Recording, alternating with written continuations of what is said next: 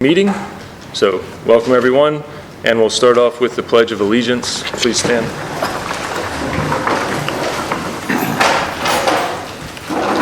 I pledge allegiance to the flag of the United States of America and to the republic for which it stands, one nation, under God, indivisible, with liberty and justice for all.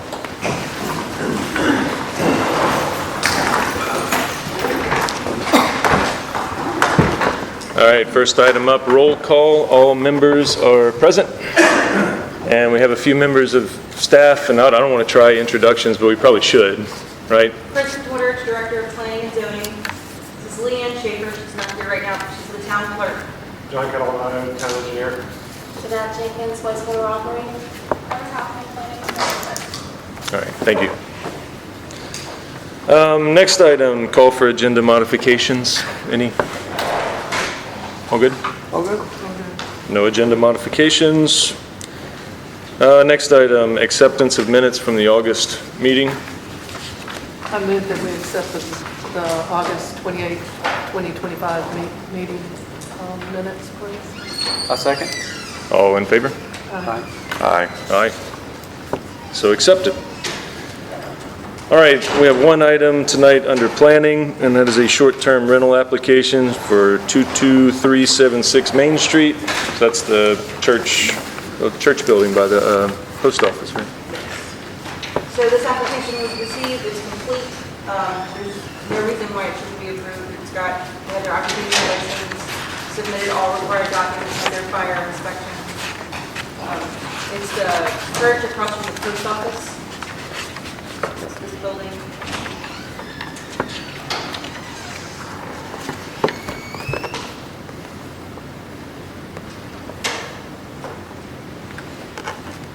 So everything's in order in our office for it to be approved. Yeah, it's kind of an administrative item to me, I think. Yeah, it's complete application, so All right. questions? Well, I guess do we have a motion to accept? Move to accept the short-term rental application. We have a public comment on I don't think so, on a short-term rental application. Whenever you do a vote, it's required that there be public comment. Do you have a motion and a second to vote for this? Yeah. Or do you not? Have a motion. All right, yeah, well, let's do it. And I second it. All right, so motion on the table is to accept the short-term rental application. Do we have any public comment? We'll open it for public comment.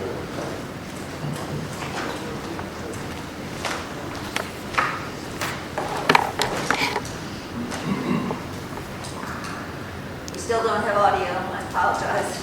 You have to Can you hear me? talk loud. Sure. I don't like this mic anyway. Yeah, I'm Kevin Togier, my wife and I own that old church, 22376 Main Street. We bought it in a state of disrepair. We try to keep it as historical as possible. Hopefully the finished product people will enjoy. Right now, as you can see, we're looking to do a short-term rental, Airbnb, and then possibly something different if the zoning catches up over here. But in the meantime, look, it's been a pleasure. It's actually been a pretty good journey with the Historical Commission, Planning and Zoning. Kristen, you've been a blessing throughout the whole process.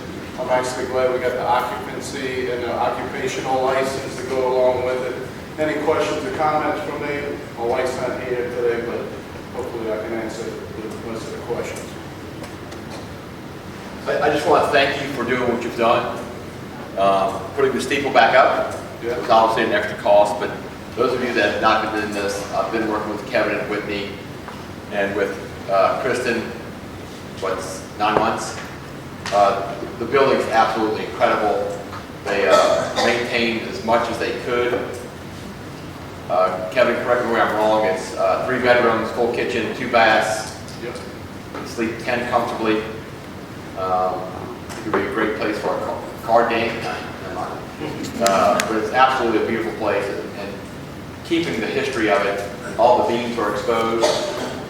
And if you don't mind, just elaborate more on what you guys have done in maintaining the historic value. I'm not gonna take a bunch of your time, but it's around 220 years old. It was disassembled in Nova Scotia, sent down here, reassembled around 2016. There was a functioning church and a daycare. Something went south there, then it just sat in disrepair. I passed it many times and said, why is nobody doing anything with this church? And then when I walked into the inside and looked at it, I was like, wow. You know, I wanted the church buying business, but when I saw the inside of it, I said, this thing had a bunch of potential. So look, we kept all the historical beams and those kind of things, and then we're probably going to do some type of soft opening where people can see what was done on the inside. And, you know, like I said, the old beams and cornerstone and the bell and those type of historical pieces. Go ahead, So so we're using both the church building and the side building to the side? no, the daycare is a separate address. I'm actually waiting for zoning to get to where that, because it's zoned commercial residential right now, which means you can only do certain things.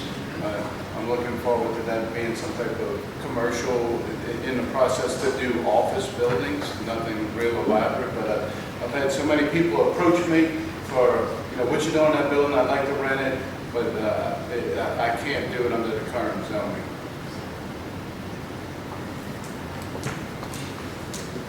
Any idea when you're going to have the soft opening?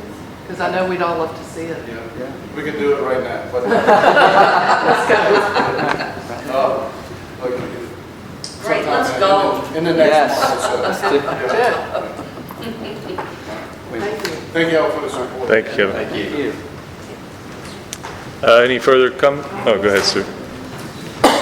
I just want to comment on the process, because you'll notice I kind of thought it would say a lot more comment.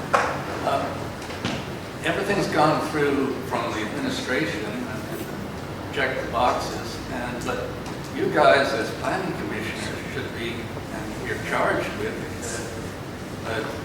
voting and deciding things for the benefit of the town. Now, in this case, I think it really is the benefit of the town, so I'm all in favor of it, but I just wanted to remind you that it's not just checking the boxes, it's doing what's best for the town, is what the commission is supposed to be doing, and that'll come up in further issues. Thank you, Stu. Any other comment? I have a question. Yes. Is this being recorded? Because people can't hear it on. Yeah, we can't fix the audio issues in time for this evening, but we are recording it, and there will be minutes available. As long as I can upload it later, so people can have record of it. I'm going to record the audio on my phone, and we have an independent audio recorder up on the lecture. All right, any further comment on short-term rental? No? Okay. All right, we'll close public comment. We have a motion on the table.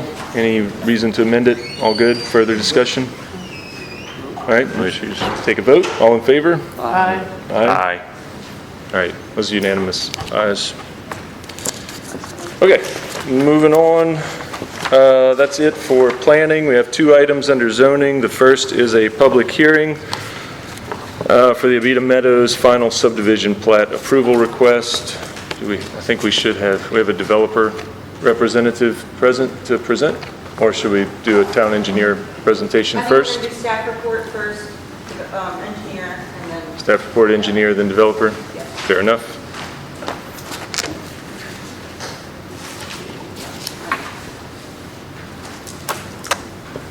So we've received most of the documents that we need to have a complete application as far as the administrative checklist goes. We got the final class on August 28th at our last meeting. So the 60-day clock starts from that date. And depending on what decision the Planning and Zoning Commission makes, if they choose to defer, we will not have another meeting in time for that 60-day window. So we would need to have a special meeting on October 23rd in order to be in that window. The other options are for you to approve as presented, approve with conditional approval, deny, or defer. Or the applicant could do a voluntary deferral until the October 30th meeting, and then there would be no need for an additional meeting. The outstanding documents are things that can't be signed until we have all of the paperwork in hand. So that's all we're waiting on. And I know that the engineer and the applicant have been working together to get that list complete. And now Is that- we're gonna go over that list. That's this list? Yes. Okay, There's 2 pages there. There's another page. yeah.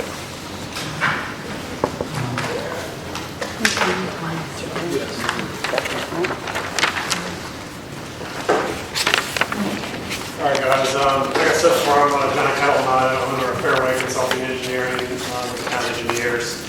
I prepared a presentation just to give an update to what we've been doing over the past couple of months, so I'm just going to go through that now. So the agenda, to give an overview of the testing and actions taken by the town prior to tonight's P&Z meeting, an overview of outstanding items. I'll give an update on the sewer capacity issue, and then we'll open up for questions. I'm not sure what the questions need to happen right after the presentation or as part of the public comment period. I'll refer to y'all on how y'all want to handle that. All right, so an overview of testing and actions taken by the town prior to the P&Z meeting. We've supported the town with reviewing and verifying and performing infrastructure testing. I'm going to go through each one here. The gas system testing within the development, the party responsible for that was the Town Public Works Department. They performed a pressure test. The date of the test was August 7th. The initial results of the test were the test failed and a leak was found near lots 281 and 282 due to telecommunications contractors drilling through the distribution system for services. The developers repaired the gas main and services.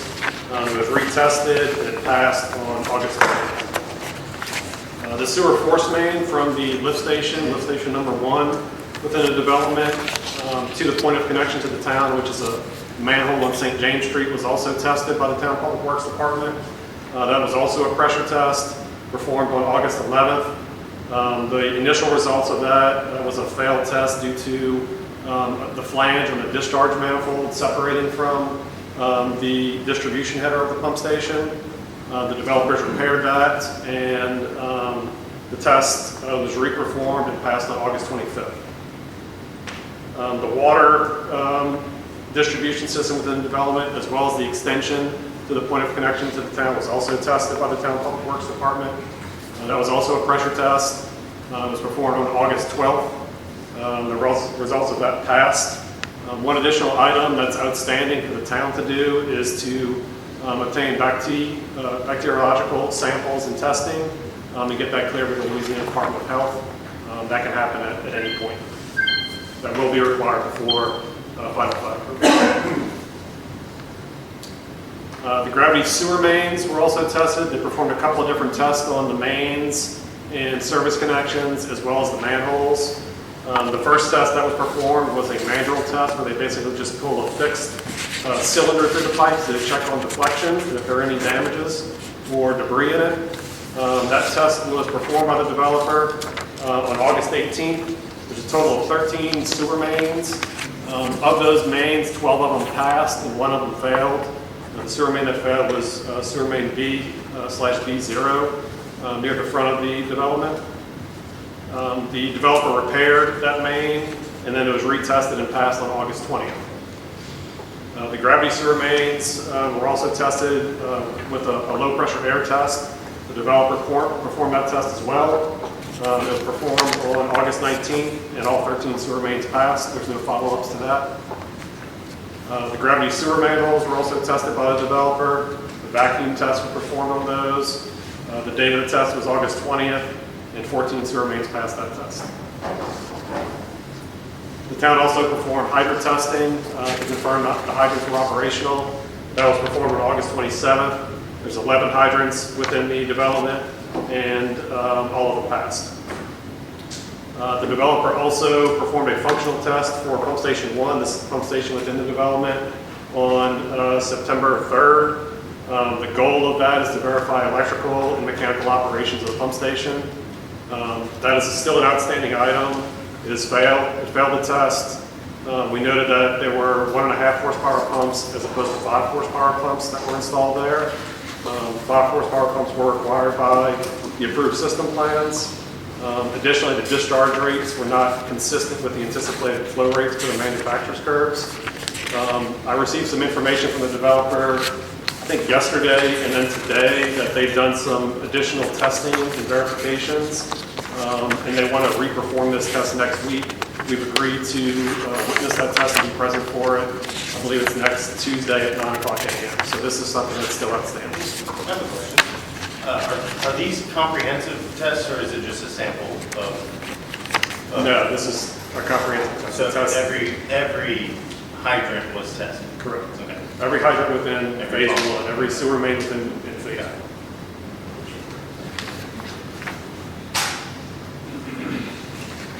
Additional items that we've done, we performed site visits to check and verify, perform visual verifications that the construction was complete for phase 1, and then to also document current conditions of the infrastructure.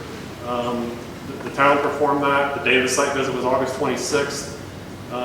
What we did is we documented work completed, work remaining. We transmitted a summary of remaining items to the developers on September 3rd. The follow-up to that was for the developer provide responses and complete remaining items. That fed into the town engineer conference that we hosted on, that date is incorrect. We had that meeting on September 11th. It was Thursday, September 11th, not September 24th. The parties responsible participating was the town engineer, myself, and the developer. The result, we discussed all comments. We prepared meeting minutes, summarized the discussions, prepared a punch list of remaining items to be completed by the developer and the town. After that, we were both working to complete whatever outstanding items existed. The next couple of slides are an overview of the outstanding items. I prepared this presentation and finalized it yesterday morning.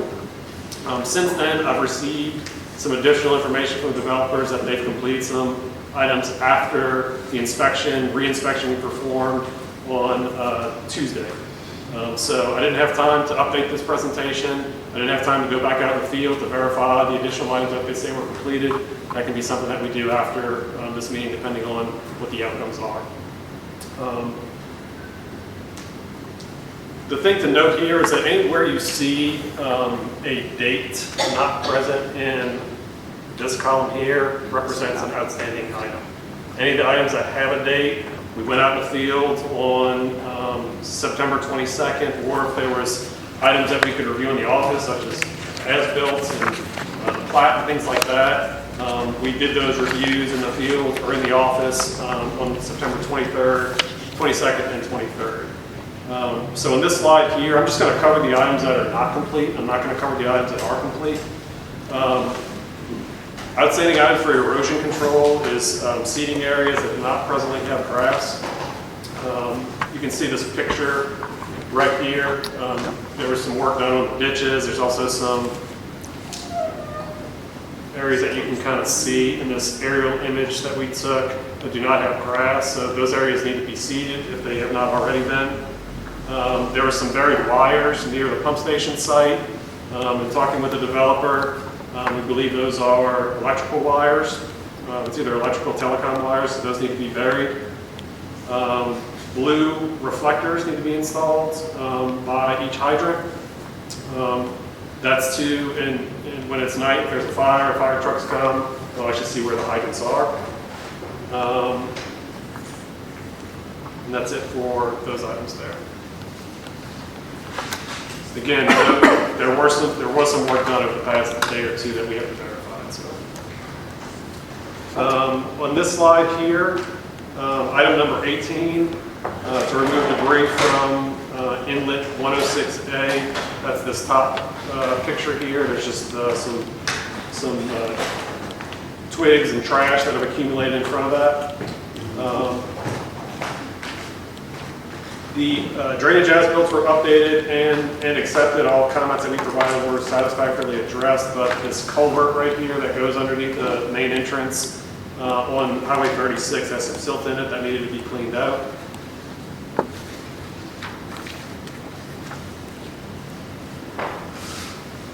On this slide here, item number 21, there's 2 ponds that are presently constructed on the site. They're supposed to be hydraulically connected. They've cleaned up the ditch connecting those 2 ponds, but there's a pipe to allow people to cross that ditch that's clogged up. It needs to be cleaned. That's this top picture right here.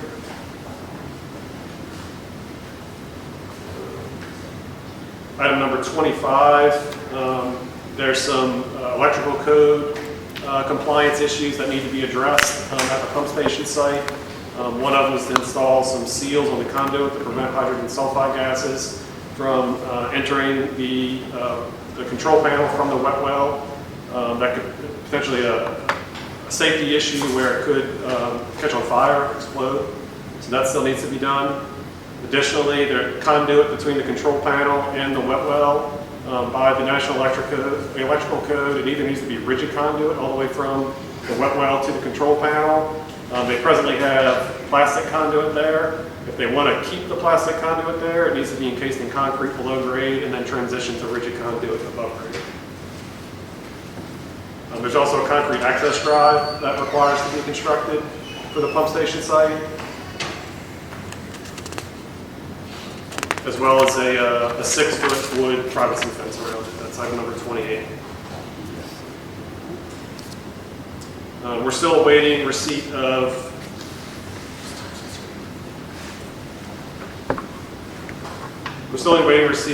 PDF copies of manufacturer's literature for the pumps and the control panel. There's a site light that's still required at the pump station site.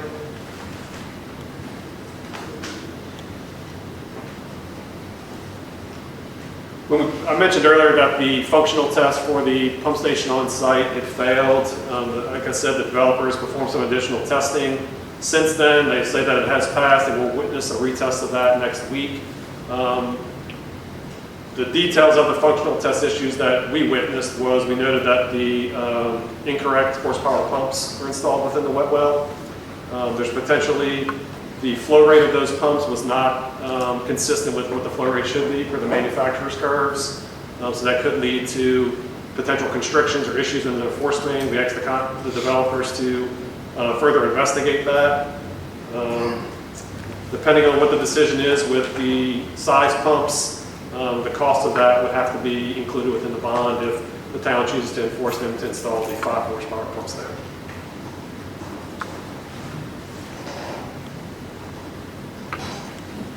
John, the design specifications required 5 horsepower.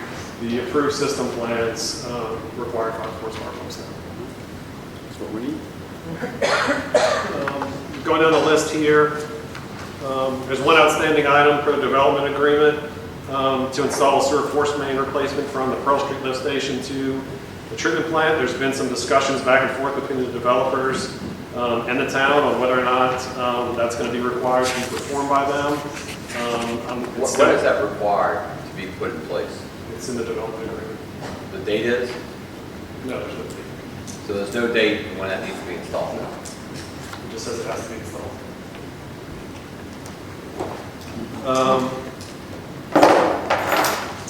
Some additional items that we captured on the final plat review to install 3/4 inch iron pipes at property corners and permanent markers. Developers to confirm all street names are acceptable to St. County Parish 911. The plat needed to be signed and sealed by a professional land surveyor in Louisiana. We received a signed version of the final plat either this morning or this afternoon. I haven't had a chance to back check those comments to make sure that any outstanding comments that we had have been addressed. Some of those comments were a 15-foot utility servitude instead of a 12-foot. And one item also too, when we were performing the testing on the gas and water systems, the town also exercised each of the isolation valves on both of those systems. And there were a few of them that the Public Works Department had a hard time of getting the nut on the wrench on it. So we're asking the developers to reset those to center the casing that goes up so that it can be more easily accessed and exercised. These two pictures here, the top one is, it's kind of hard to see with the green line that's in here, is the proposed route of the force main extension from Pearl Street to the treatment plant that was required in the development agreement, as well as this bottom image here is the locations where the valves need to be reset. Could you say that again? The last statement you made. This bottom picture here, these little blue boxes that you see, those are the locations of the valves, the water and gas valves that we requested them to reset. Did you say there's going to be a treatment plant there?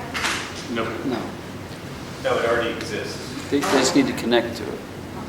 That's in West Avita. That's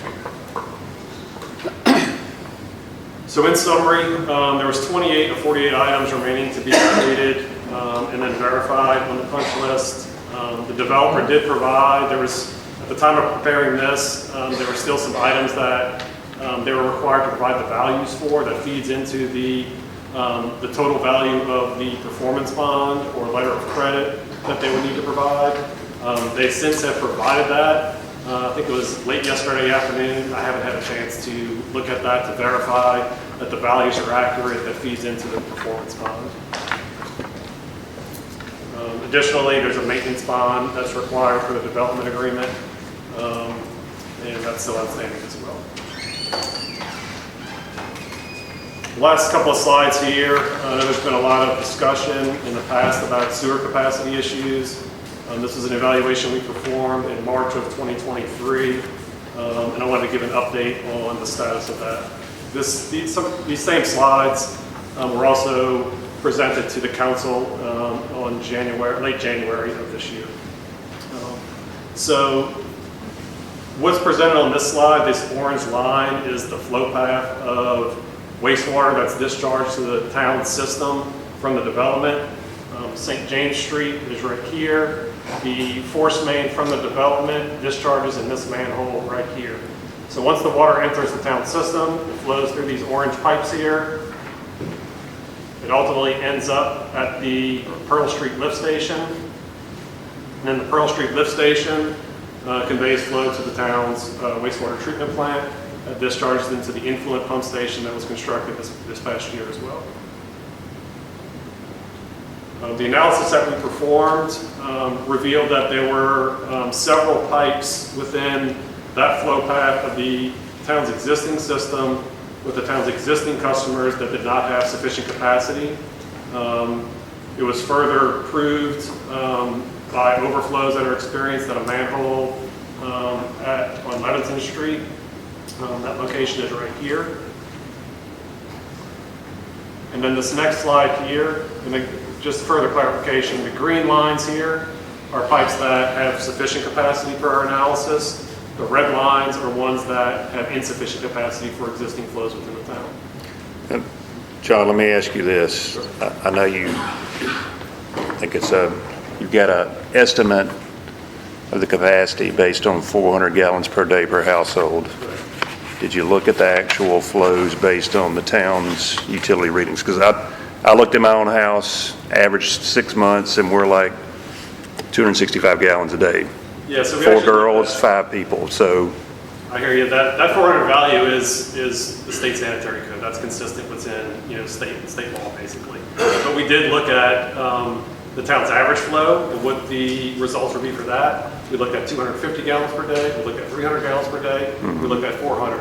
And for all 4 of those scenarios, there was at least 1 or 2 pipes that were under capacity for all of those.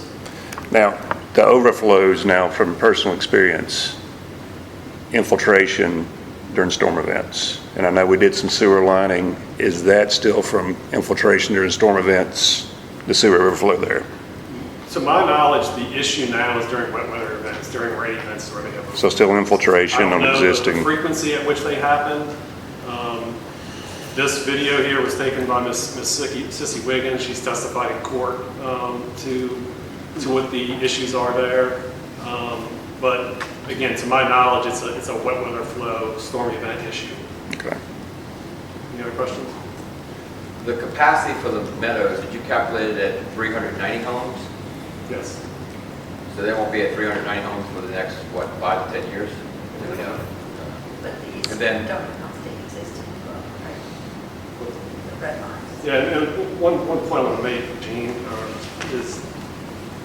is the development agreement is very clear that the town is to provide sewer capacity for the ultimate build-out. Okay? Town is. The town, yes. Okay, it doesn't say just for phase one, or just for phase two, it says the ultimate build-out of the development. For maximum capacity, correct? Correct. Do you think we have the ability to change those pipes over the next 5 or 10 years? Which pipes? The pipes that we say are not in capacity? How, Yeah. when will they get changed out? And do we have any plans for any additional lift stations? Or do we have plans to change those pipes? These pipes, the red ones? The red? On this line? No, there's no plan to change that. The cost of that's over $2 million. We're currently working on a design that's in the town's budget for a new lift station on Keller Street that would actually resolve these issues. That's the solution that we presented probably 2 years ago. For the existing number of homes. Correct. On the Wait, system. clarify that. You just said it would resolve the issues. What issues would the Keller Street lift station resolve? It solves the issues that you have in your current collection system. So if for the- wait and finish for existing lifts. So if the Keller Street lift station is replaced tomorrow, excluding the Avita Meadows, there would be no moratorium for existing lots in the town of Avita Springs that could connect. I don't know what the moratorium is. We don't have a moratorium. Well, I'm sorry, not a moratorium. There are lots in the town of Avita Springs presently that cannot connect to the city sewer system. So would the Keller Street lift station resolve that issue? This issue, I don't know what you're referring to, where the lots are or anything like that. This issue resolves the capacity issues with existing flows and existing systems for the existing customers. There are other capacity issues in other areas of town, true, yes or no? Is that the question, I think? Well, Or- I'm trying to figure it out because I've heard 7 different versions. So currently there are lots in the town of Avita Springs Yeah. that individuals own that they cannot build on and connect to city sewer. They have to have a separate independent sewer system on their property. Will the Keller Street lift station resolve that issue, by the way? What design is still underway? I don't know what lot you're referring to, okay? And the only area of the town that we've investigated and analyzed was this area, so I can't speak to the entire system. What's that? I'm just clarifying what you're saying. Pump station fixes these issues. That's the only thing I can. All the red will be fixed with Keller Street. Okay. And that's a brand new lift station. That's not a replacement or a rebuild. That is an entirely new lift station and needs to be added to our collection system Okay. so that we can take some existing gravity feed off of the old gravity system that this town installed back in the 1930s. And we can force main it, pipe it, and pump it to the existing Pearl Street lift station so it does not impact that existing gravity sewer system. Just so everybody knows, we do have a request into the state for Yes. funding for that very thing. And we're just waiting to hear back from them. Yes, sir. Alderman Woodrow facilitated think, that, and we got think that we're out. gonna get And that. it is submitted to LDEQ for a loan for the town, but we have no word on that yet. Right, we're pretty sure we're gonna get that because of the Good. seriousness of this for the whole town. So I think we can run something in parallel anyway with the developer because they can't build 390 homes, that fast. We could run a parallel repair job here while they're building, we can repair it. And I think that The replacement of the gravity sewer pipes has been evaluated, and that is far exceeding the cost of installing a sewer force main from the Avita Meadows lift station to the wastewater treatment plant that would also bypass the existing gravity sewer system. But we can't do one and leave the other off, because if we do Keller Street, it still does not address Avita Meadows. If we do Avita Meadows, it does not address the existing problems we have in our gravity sewer system. Yeah, that's a good question.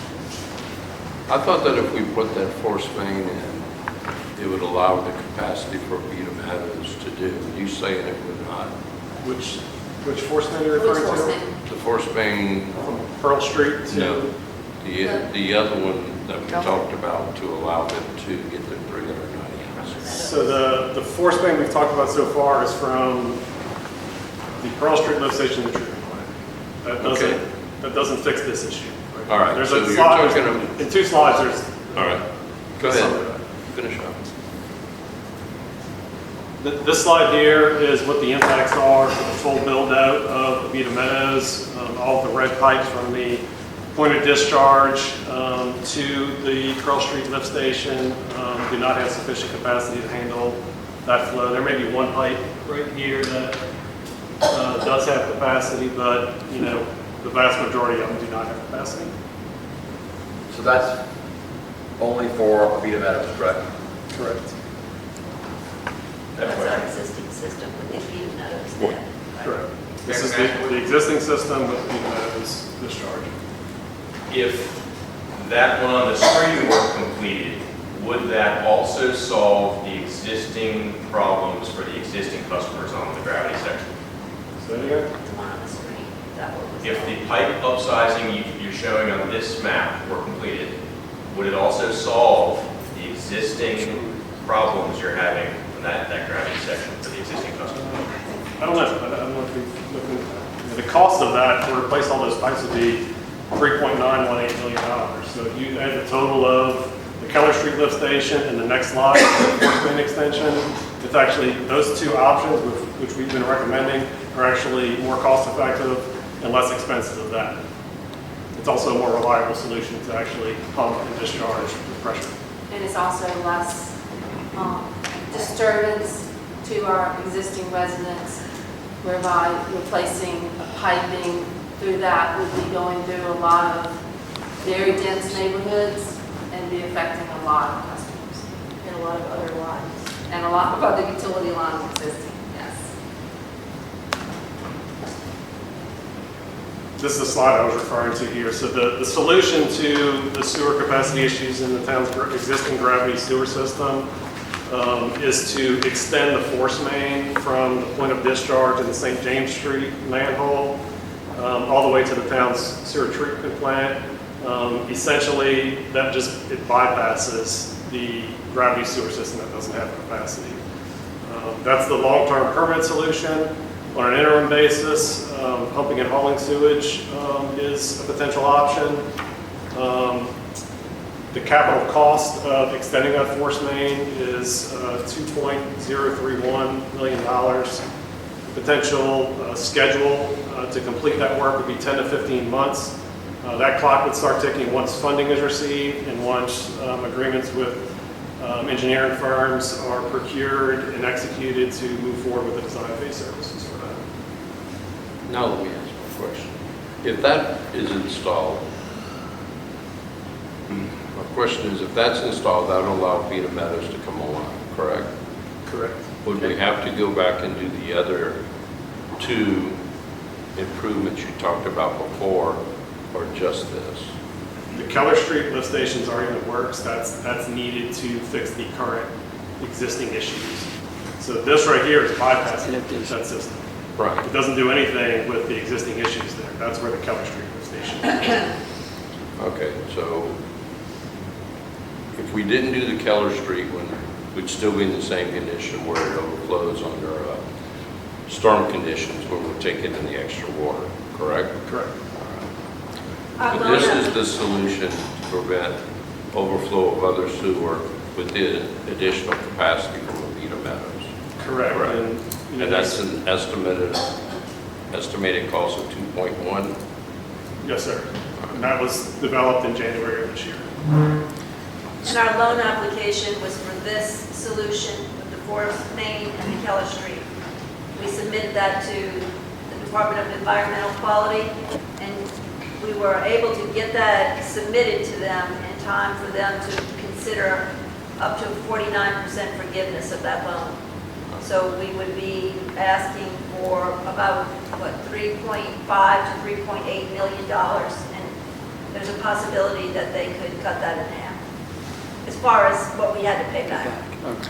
So the 12-inch force main, the developer has to do at some point. Would you need that if you do this? Would that be something that could be eliminated, credited, whatever? That's really the town's decision on if they want to enforce the development agreement or not. I will say that there is a benefit to the town where that would replace aging infrastructure. There's 2 6-inch force mains there that date back to, I don't know when. Also, with the Keller Street lift station, we're proposing to actually, if that force main from Pearl Street to the treatment plant is replaced, we can repurpose one of those force mains, which gives the town a tremendous amount of flexibility from an operational standpoint. It reduces a single point of failure for Pearl Street. That's not uncommon in municipalities that have single points of failure, but it would be a tremendous benefit to the town for existing customers. And then it also benefits the Meadows too, because it is a more reliable service to have to repurpose that force main. But again, that's the town's decision on whether or not they want to enforce what's required in the development. But you would recommend it, to keep that? It's up to the town what they want. Okay. All right. But to answer your question, though, if we did those things, it would be better for the town for the long term. Do what things?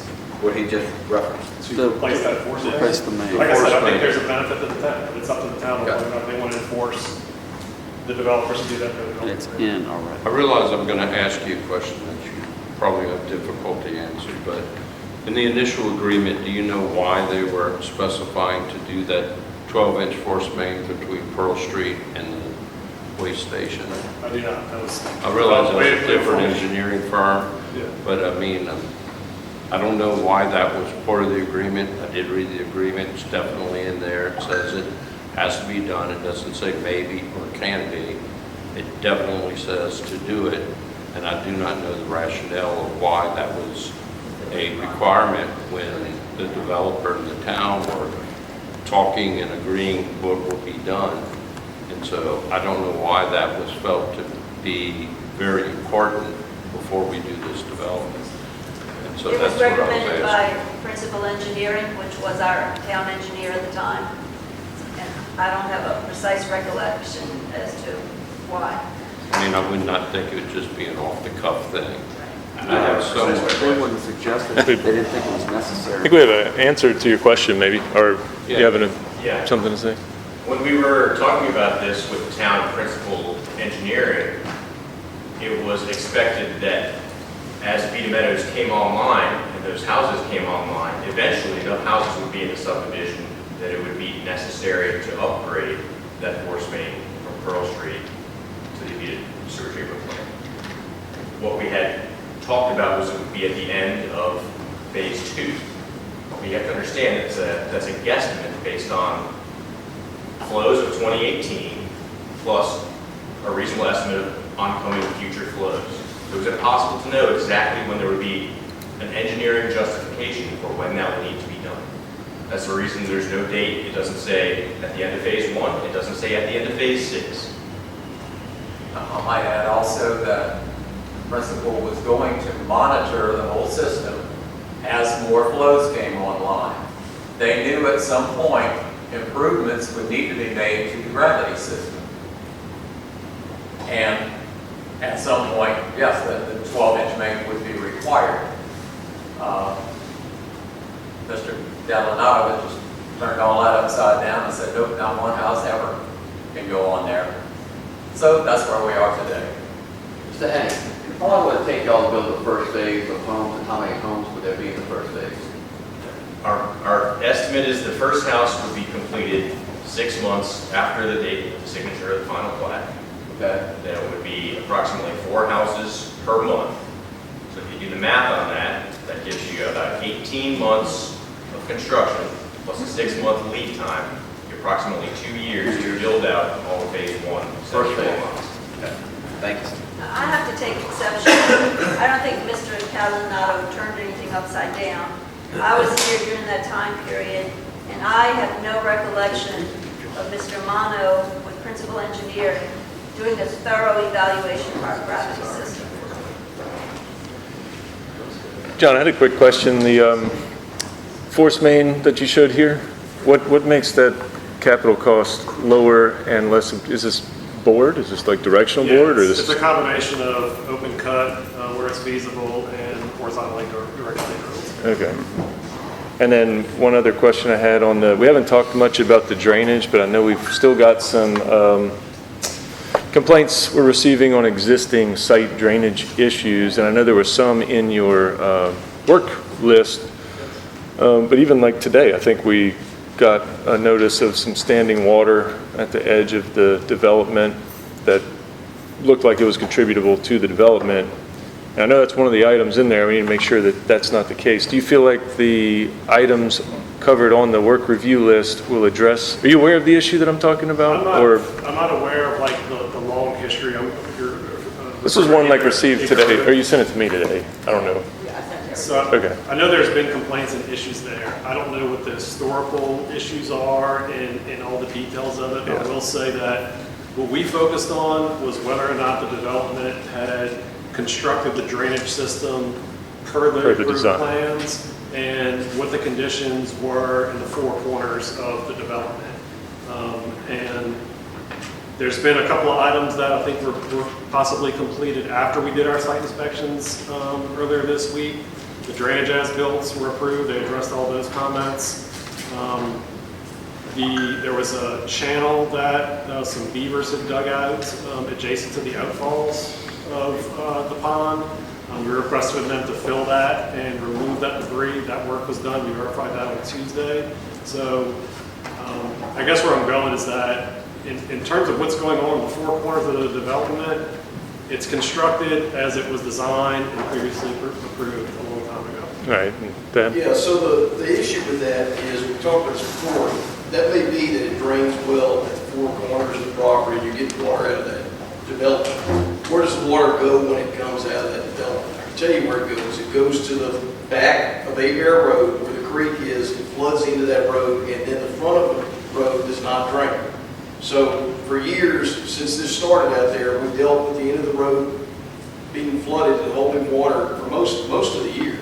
We've been very dry this summer and through here, so it hadn't been as bad. But what's happened now is that when it rains, not only is the rear of the road flooded, the front portion of the Bear Road is flooded too, because the ditches can't run to the back. It did not used to do that before all that work started out there.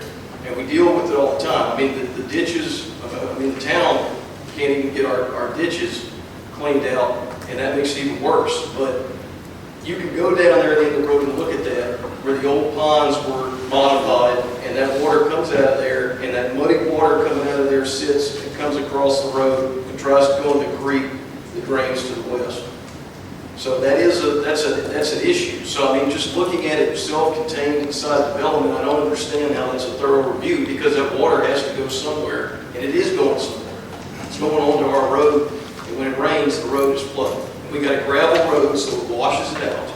So when the water comes down, we've got a mud road at the front.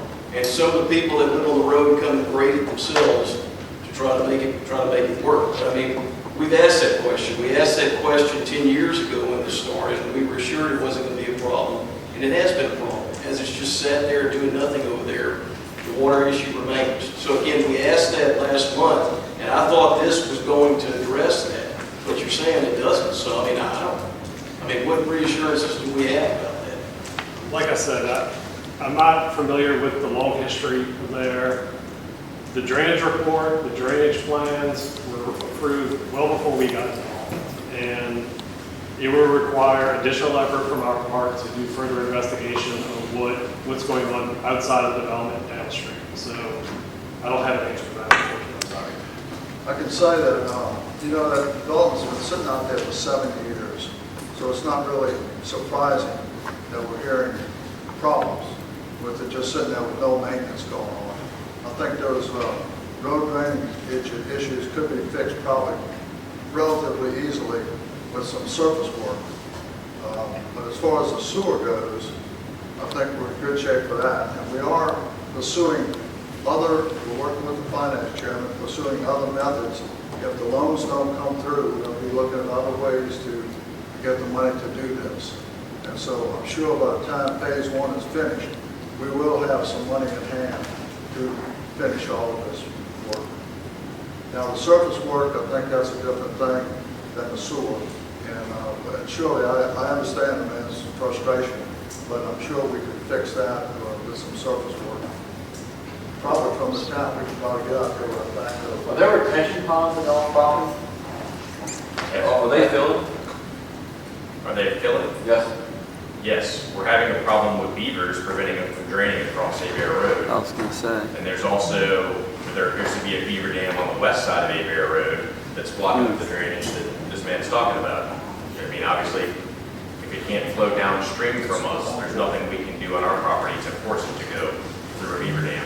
If you look at the size of the pipes coming under Highway 36, they're huge pipes draining from north to south, and they all go up the marshy area on the west side of our subdivision, and then they're supposed to turn and go to the southwest. Well, there's one little undersized pipe under Abear Road. Since we bought that property, it has overflowed, but we never did anything to it. And it holds water year-round in that bottom going through there, because from that point to the southwest, it's never been maintained, so it can't drain properly. Is that on your property or outside? Outside of our property. Is that on town property or is that parish property? It's both. So the town owns Abear Road right away. So the town could maintain the drain underneath Abear Road. That would be helpful to all of us. As that Ponchatoula headwater goes further west and south, that goes through some additional Vita Springs property and then into St. Tammany Parish property. So at some point, we would need the parish to maintain that drain. It goes across both, because it goes across the trace, and there's parish property there. So I live at a point on the trace to where one half is maintained, the other half isn't. So it all drains south past my property, and that property is ground. But because the parish hasn't maintained the ditches. The parish or the town? The parish. Okay. Right?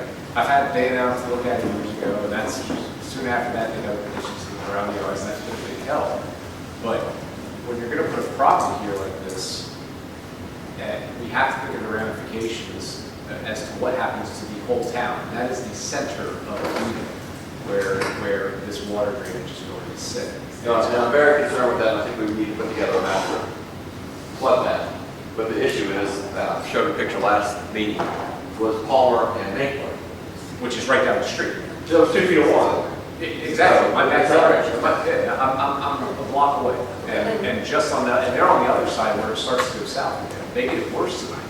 Okay. Right? And Stephen, that leads to all of that drainage from Minkler and Short Street back there flows into the natural drainage way that leads to 59 that eventually gets into the south edge.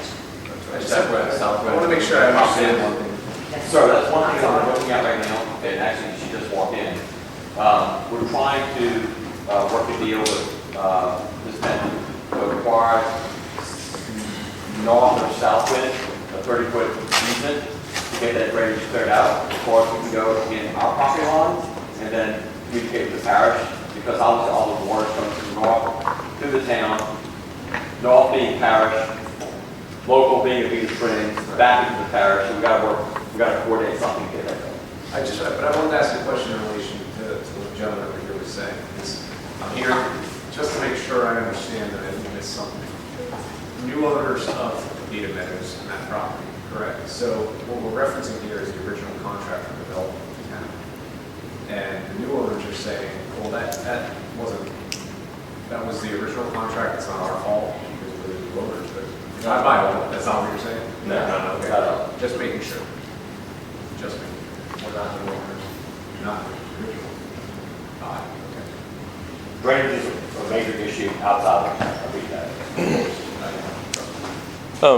John, would you mind talking a little bit about the interim solution on the sewer? Sure. If we don't have the funds, nothing gets done, I'm referring to this pump and hole sewage. Where would this be done?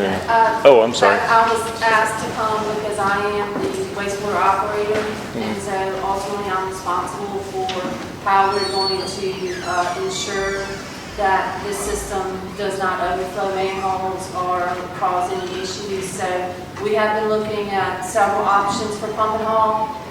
We don't have any definitive figures to offer to you tonight, but we do know that based on different flows, our small pump truck that the town owns will not be able to handle past roughly about 5 homes. We are speaking to 2 different haulers. They've proposed several different options that we are looking into. But rough estimates on this could cost the town $10,000 a month. This could cost the town $60,000 a month. And that would all depend on what option we can choose and how many homes start building out, what that flow is coming from those homes. And that's just phase 1. And that's just phase 1. I only considered phase 1. But ultimately, as a wastewater operator, I have to design or develop a plan whereby I can haul the sewage from a location that's best for the town to the wastewater treatment plant. Mr. Jenkins, when would the first 10 homes be built? When was the first 10 homes to be built?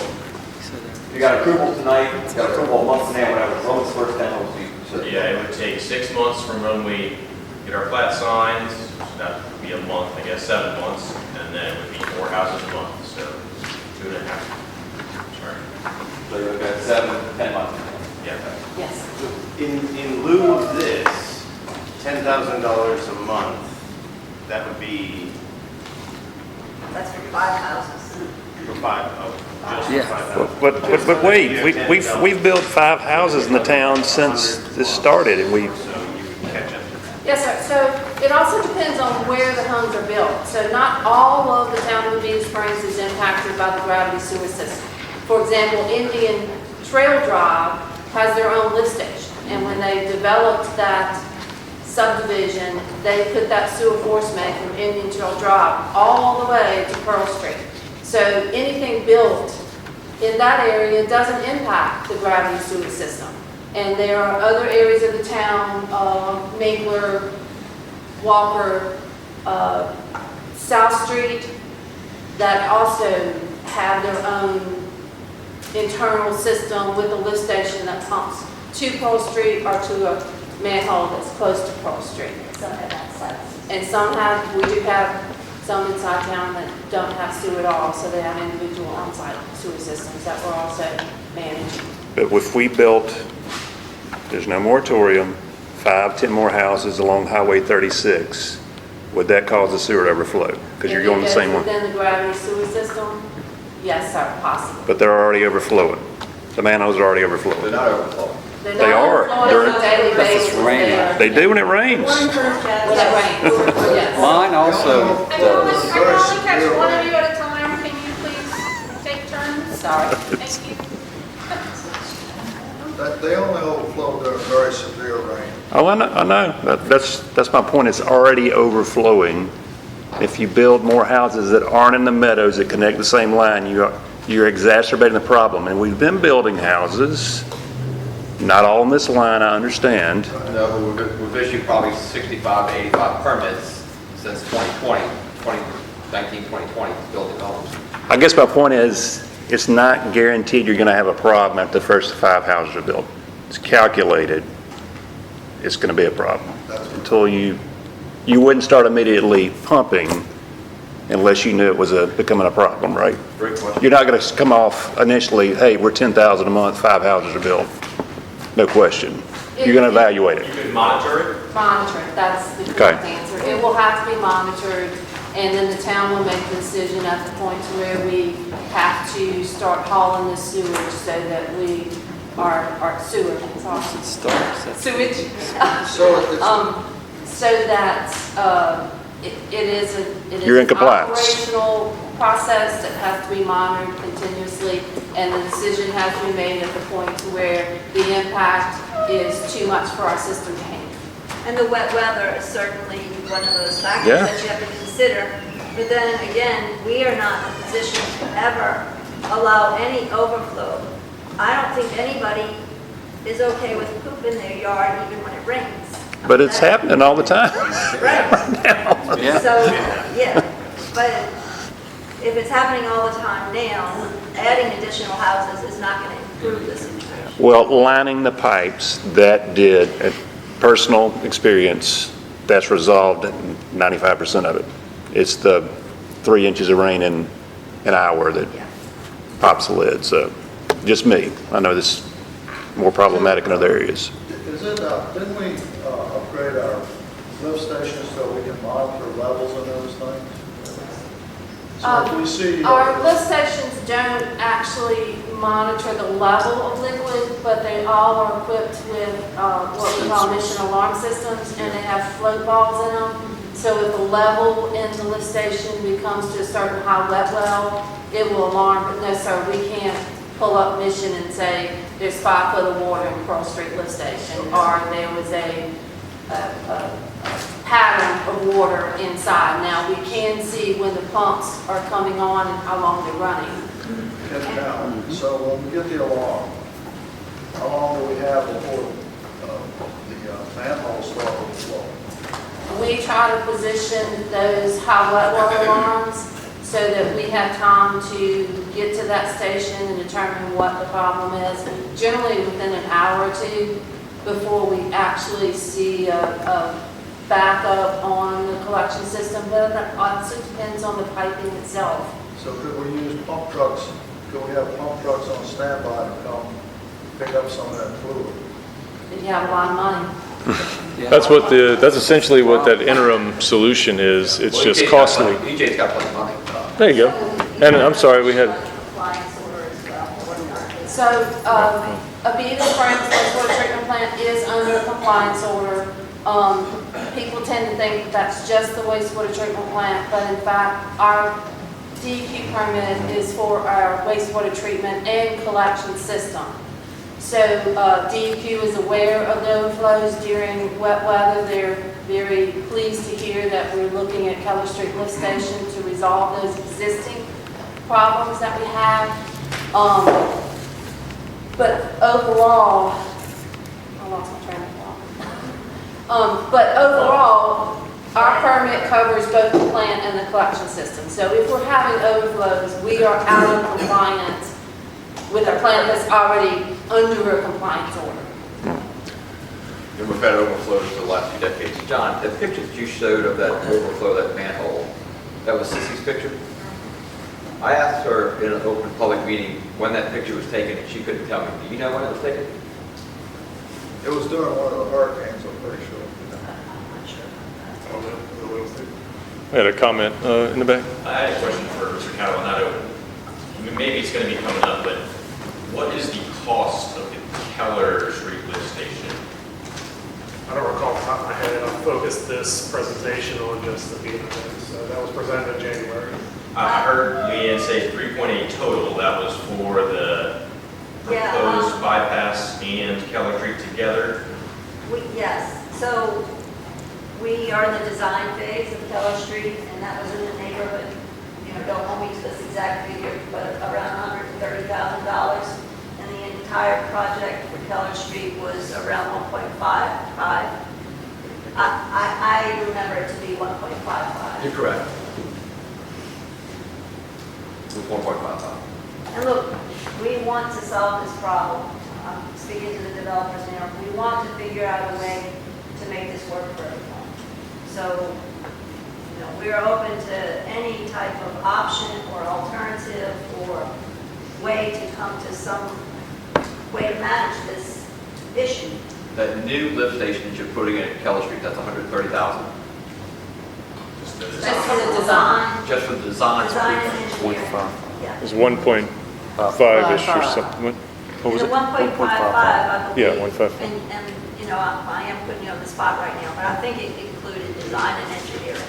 Oh, okay. So that would reduce it by the 130. Do we have any budget for the 1.55 already, or is that? No. So, But we are looking had a lot of different options as to, Danette and I have been going through all of our financials and finding out whether there are means, to come up with some revenue in some of our debt funds, our reserve funds, our contingency funds. We're required to have those, but if any of those are overfunded, we'll try and take money from those sources to use it for this purpose. Can we get some As long as the board approves. Can we get some pro bono engineering fees? So is it an option for a temporary plant, much as what happened at the recovery house, as a stopgap solution for the first 20 houses at the site? Yeah, well, once you get to a certain point, LDH releases their rights to permit an individual treatment. Mhm. So an individual treatment plant for a home, very small, contained flow, LDH will permit those. If you get past a certain point, and I'm sorry, I do not have that point, so I couldn't tell you if it's 100 gallons per day or 500 gallons per day. Mhm. You would be required to go to LDH, Louisiana Department of Environmental Quality, and obtain a discharge permit. So not only would the town have our existing discharge permit that we have now, but there would be a second one that has to be gotten, and there is no guarantee that DEQ would actually permit another individual treatment system to handle phase one or however many lots we try for. Gotcha. That would be a lengthy process to look into. Okay. The problem is too, with pump and haul, all of the money that we spend month to month can be used towards the permanent solution. And so it's a little bit of a catch-22 there. Okay, yeah, sure. I'm going to say that it's not a catch-22. It's the only viable solution for the town to abide by the development agreement. So I don't see how it's a catch-22. I think it's the only solution on the table, and I think that's what y'all are going to have to do. That's my judge's order. Yeah. Well, Unless the existing system can handle it as you monitor. we certainly are committed to following the judge's order and to doing whatever it is that it takes to comply with that. And I hope that the developer feels the same way about their obligations to the development. Absolutely. Yeah, absolutely. Okay. Okay, I think so to get back on track, so we completed the engineering report, and it was good conversation because it's a complicated issue at times. A lot of information, that's right. The developer, if you'd like to present, I mean, we had some good two-way. If you have anything extra to present, welcome to it. Well, yeah, we don't have audio. You're welcome to, whatever you're more comfortable. Normally, we would say yes, but it's not capturing audio. It's probably easier for everyone to hear you as you project out, people behind you.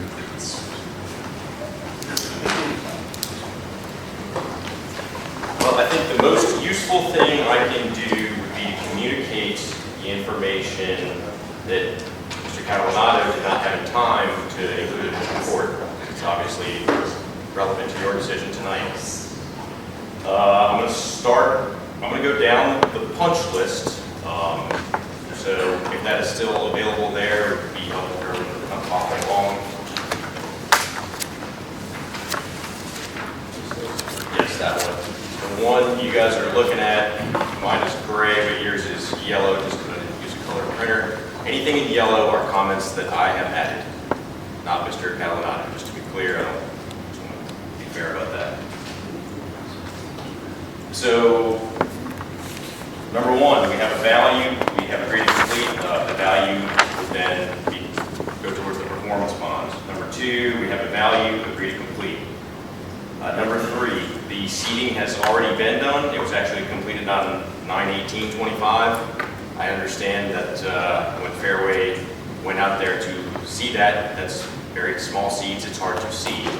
I since took my phone and I went really close to the ground and I took a picture of seeds on the ground and I sent it in so he could check it out. So I'm sure he will verify that when he gets a chance. Number four, buried exposed wires.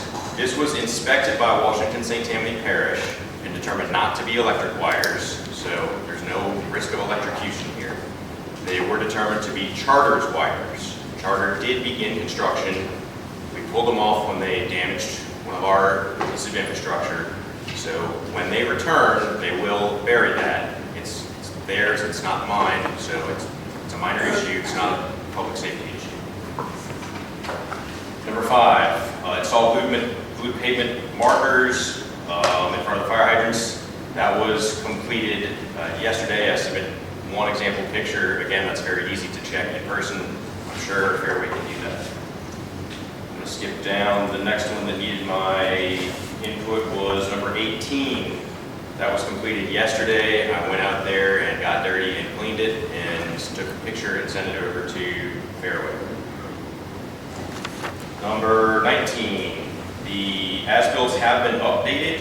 So that portion, that's kind of a double comment there. And they were reviewed and accepted for Mr. Catalano's review. There is a little bit of silt in that culvert, but it's not a lot. It's DOTD's culvert. We contacted Mr. McLaren. He sent us to another engineer in this district. They'll either do it or tell us it's okay to do it. It's very minor. There's probably not more than 2 or 3 inches of dirt in that pipe. That's a culvert on 36? Yes, sir. That's the state department? Yes, it's DOTD. Number 21, earlier there was a picture of the pipe that currently acts as a temporary drive over that connects pipe 1 and 2, and it is silted up. We will either clean it out or remove it completely and allow the ditch to free flow. I estimate the value for that. There are several relatively small items related to the lift station. I initially sent them over to Mr. Catalano as a single sum. Once I got this back from him, I broke them out and just tried to make a reasonable estimate for each one it would cost. You can see as we go, 26 and 27, we agree to complete those, provide the value. 28, 29, we agree to complete those, provide the value. 31 requires as-built location elevation of pump. A pump station has about 15 different as-built shots associated with it. We've gotten all of the ones that we can get now. Stuff like the height of the float switches, the final complete setting of the pumps. It just can't be done until everything is finished being tested and agreed upon with the engineer. I understand that that's necessary, no argument, we will provide that. Do you mind if I pause just real quick? Just, the second page isn't up here, so you'll have to follow here. It's online. It's on here too. But the Yeah. responses, the most recent, the yellow highlights that we're looking at is We got this online. today. That's Yeah. why you probably haven't had a chance to review it. Okay. I just saw you looking for it, it's Yeah. up here. Yeah. I can move this. Do you guys have full copies or just? I emailed it to them, but I've got one. in the printing process, only the first page got printed. Honestly. No They problem. have it in their email and they have it online. I'll describe them a little more accurately verbally, just so you can understand what we're talking about, and I'll remember that you don't have them in front of you. We're on 32, provide a protective coating on the flange that was replaced. We've agreed to complete this, the estimated value is $400. Number 34, provide a site light in accordance with plans. We've agreed to complete this, estimated value $300. Mr. Catalano referenced numbers 33 and 35. Those are simply getting electronic copies of the manufacturer control panel and technical manuals for the pumps. We've requested this from the pump supplier. We will get them. They're a little slow. Shouldn't be a problem. 36, regrade area around the pump station site and provide seed inside. This will be one of the last items to be completed. We agree that it is necessary. We agree that we will do it. Estimated value, $1,200. Lift station plans, number 37, investigate and test sewer force main. We've made substantial progress on this. We have a retest scheduled for next Tuesday at 9 a.m. That will be easily verified by Fairway after that test. Number 36, This is going to require a longer separate conversation. I'm going to skip over this one. This is regarding including the cost of 5 horsepower pumps within the performance bond. We do not agree to that. I will explain more thoroughly in a separate conversation. Same with the install sewer force main. We're not going to put a performance bond for $2 million. It has to be done in 90 days. So we'll discuss that more fully under a separate note. Number 42 says install 3/4 inch iron pipe on lot corners. We've agreed that we will do this. An estimated cost per lot, $7,100 total. Install 3/4 inch by 3 foot long permanent monument placed at all street corners. This is item number 44 outstanding. We've agreed to complete this. This is included in the cost of the lot corner staking our surveyor provided. Number 45, final plat version shall be signed and sealed by a professional land surveyor registered in the state of Louisiana. That's been complete. I sent Fairway and Shorter copies of that this afternoon, so I certainly understand that they have not had a chance to review them yet. Those are easily reviewable. Number 46, the utility servitude shall be increased from 12 feet to 15 feet. We've agreed to do that, and that is already included on the updated plat ready for the town's review. The last item is to reset the water and gas test valves. I guess I had some confusion on this, so I wrote that this will be completed as part of the sewer force main testing. Now I understand that this is not sewer force main testing, this is water and gas test valves. Now that I have this update, I will commit to you that we will address those items. I don't believe it will cost any money. It does, we'll obviously pay for it. Resetting valves is usually not that big of a deal. Should I dive into the two that we skipped now? Yes. Yeah, I think so. Sewer force main issue and the 5 horsepower pump issue. Which one are we doing first? Let's do the 5 horsepower pump. For simplicity, I'm just going to read this. Remember, I don't have to talk into this. The lift station currently has 2 1.5 horsepower pumps installed. These were approved by the town engineer, principal engineering, for phase 1 only. The peak flow calculated for the full build-out of phase 1 is 81 gallons per minute. Field testing showed that each 1.5 horsepower pump is capable of pumping over 200 gallons per minute. Obviously, that's well above the 81 gallons per minute required. Testing with the town engineer to verify this is scheduled for next week. Additionally, the town and developer are in talks for the town to provide a pump truck to provide Avita Meadows sewer service on a temporary basis while the town upgrades its sewer system. The upgrades to the town's sewer system will take 1 or more years. The final pumping point has not yet been finalized, but the town's preferred option communicated to us is to use the lift station within Avita Meadows. If we end up going this route, all of the pumps will need to be removed from the lift station so that they're not damaged by the pumping process. In any case, the 5 horsepower pumps will not be installed in the foreseeable future and should not be required on a performance bond for phase 1. The only caveat I can imagine is that if for some reason the 1.5 horsepower pumps fail the test that they already passed in the field, but if they don't, I commit that we will have functioning pumps in that lift station, assuming that's what we need to do. This all goes back to paragraph number 2. If we end up making an agreement with the town that they're going to end up using the lift station and we have to take them out of there, then we're definitely not going to be putting in those 5 horsepower pumps. If you guys are familiar with the language of the performance bond, it requires everything on that performance bond to be done in 90 days of the plat signature. Otherwise, the town has the right to automatically call that bond. We certainly cannot put something like this on the bond to be done in 90 days. It's definitely not going to happen. I'll pause for a moment. I know that's a lot. So your design requires the 5 horsepower pumps for full 390 lots. You Correct. size down the pumps, phase 1. Correct. The 1.5 horsepower pumps can handle phase 1 at 71 lots. They cannot handle maybe beyond phase 2, but our plan is, because there's another lift station going in phase 2, we're going to take the 1.5 horsepower pumps out of the current one. We're going to replace them with 5 horsepower pumps. at the end of phase 2. That is many years from now. Yeah, we get to do this all again at phase 2, right? Right? It goes a little I think so, smoother the second yeah. time. Wait, I got a question. Yes, sir.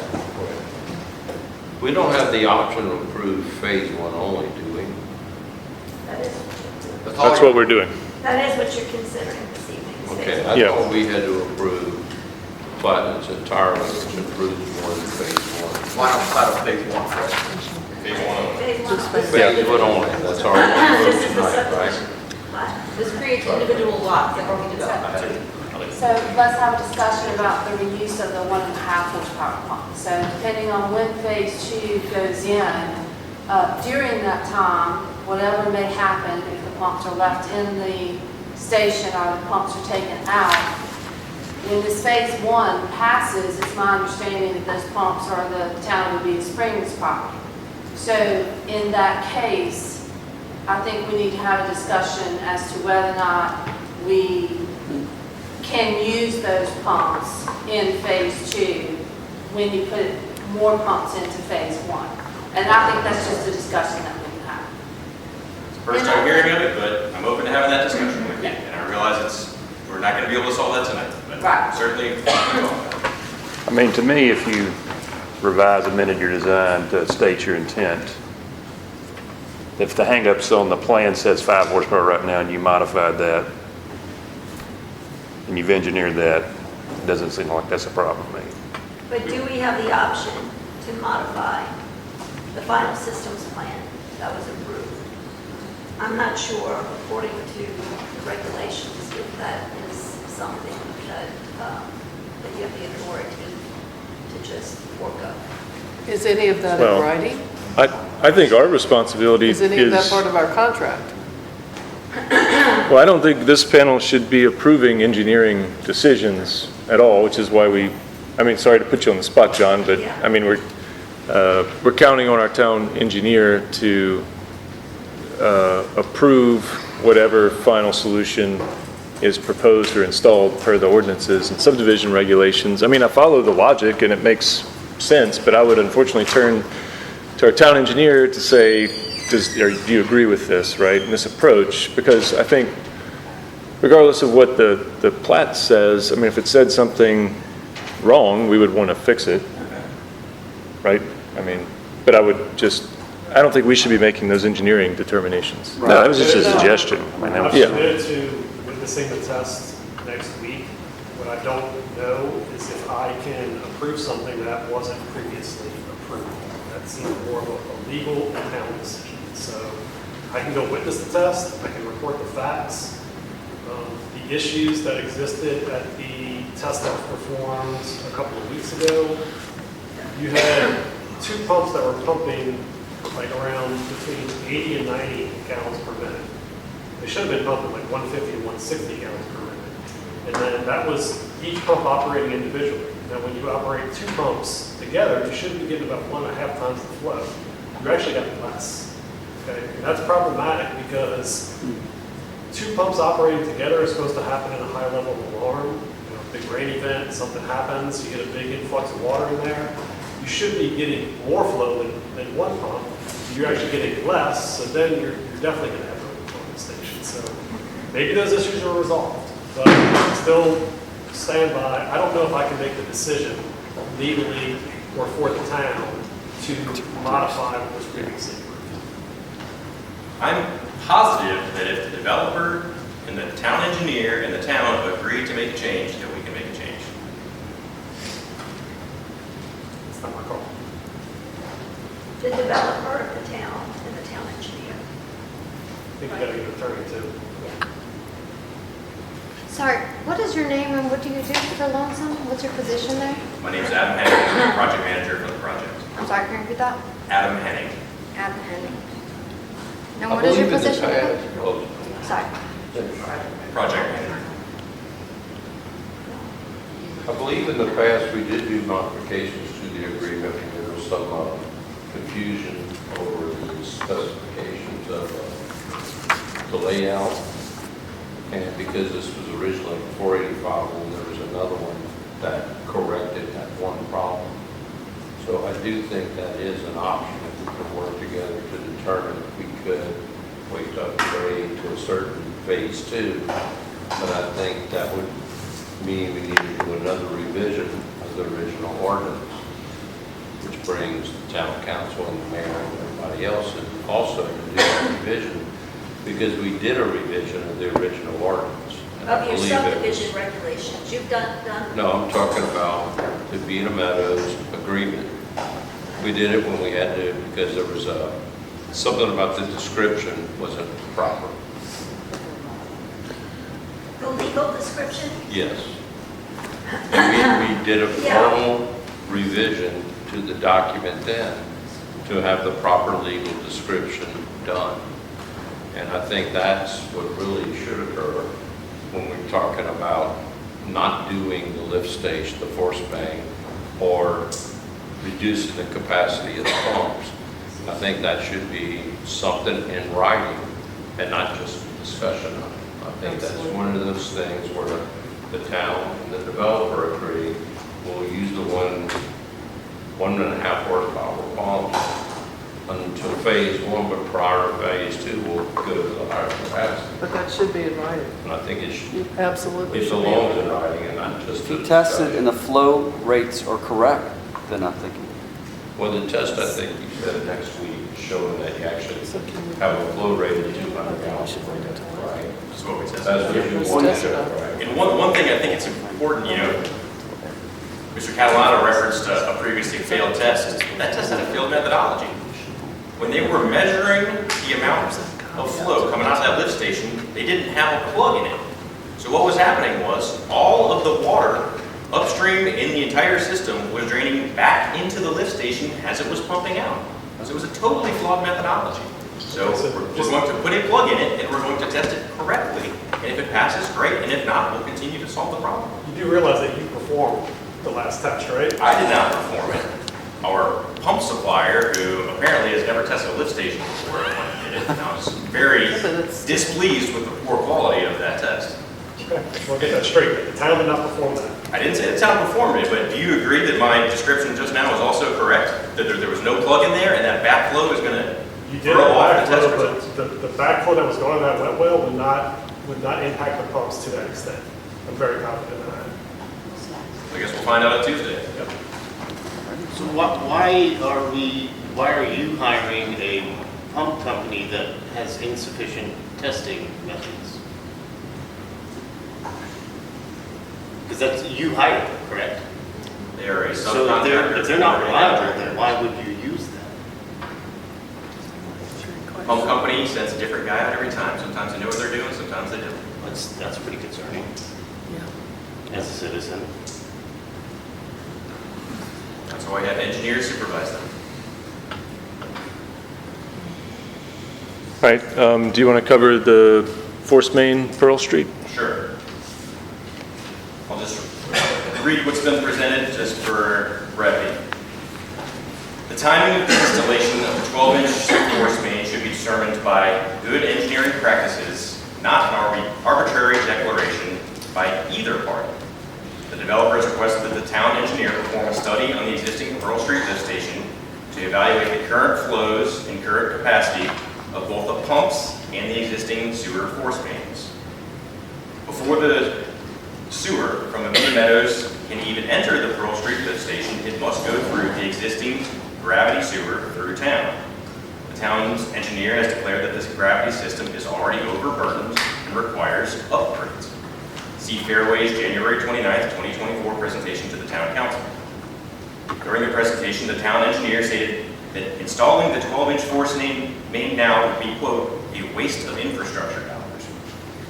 The developer will install the 12-inch sewer force main when, one, there's a good engineering justification to do so, and two, the town's gravity system has been upgraded so that it can transfer the sewage to the Pearl Street lift station. In any case, the 12-inch sewer force main will not be installed in the foreseeable future and should certainly not be required on a performance bond for phase 1. Mr. Catalano, if that 12-inch main is installed tomorrow, is his statement correct? We can't get the sewer there to begin with? Yeah, that's correct. Yeah, because this is the Pearl Street force main. That's what it is. And the What he just bottleneck said. is between St. James and Pearl Street. I understand. Yeah. But you do Okay. realize that that infrastructure that's there is probably 40, 50, 60 years old, right? Right, so it doesn't You matter. do see that there is a benefit to the No, I town understand. and the existing customers to replace that. As a Especially if it's increased. Yeah, I'm well aware of it, but right now, if it was upgraded tomorrow, we can't get the sewer from Avita Meadows to there anyway, is what you're saying, because we have a pipe capacity issue. Correct. And the development agreement didn't have a hard and fast date on that? It did not. Okay. It didn't have a hard and fast date.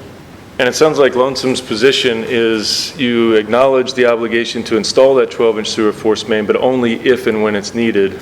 That's correct. If it's never needed, you won't install it. It will definitely be needed at some point, I'm sure of it. Well, the development agreement says that it must be installed. Sorry, to clarify, yeah, I was clarifying your intentions and interpretation of the development agreement, but, because that's what I heard. If engineering judgment doesn't require you to replace the 12-inch force main at Pearl, you would not. Right? Okay. I'm sure that eventually, engineering justifications will require it, and I'm sure that if the town gets off their duff and fixes the gravity line, then it will be able to transfer to there, and then we are fully committed to doing it. Well, wasn't one of the solutions that The you, development agreement. yeah, one of the solutions, though, was the force main, it would bypass Pearl, right? So, I mean, if the town pursued that option, you may not trigger the need for the Correct. 12-inch force main. In which case, you would interpret that as not your obligation. We would. That would also require modification to the development agreement, at which point we would say, okay, if you're going to bypass this whole thing we're supposed to do, in exchange for that, we're not going to install that sewer force main anymore. That's will be part of a negotiation. Okay. The meeting of the minds could be reached. To do that, great. If not, we all have to live under the current development agreement. Yeah. And that has been communicated, that there's a reluctance at any time to include that sewer force main from Pearl Street to the lift station. Is that correct? On the part of the developer. I'm 100% committed to following the development agreement. And if we make a modification to it, then I'll be 100% committed to following the modification. And I want to be clear too, me bringing up this issue, it's an item in the development agreement. To my understanding, that's what I'm supposed to be judging, that, and plans, and what was constructed, okay? I'm just bringing this issue up, okay? It's the town and y'all's decision on what you guys want to do moving forward and what you want to enforce. That's not my call or my decision. I'm reporting the facts with this.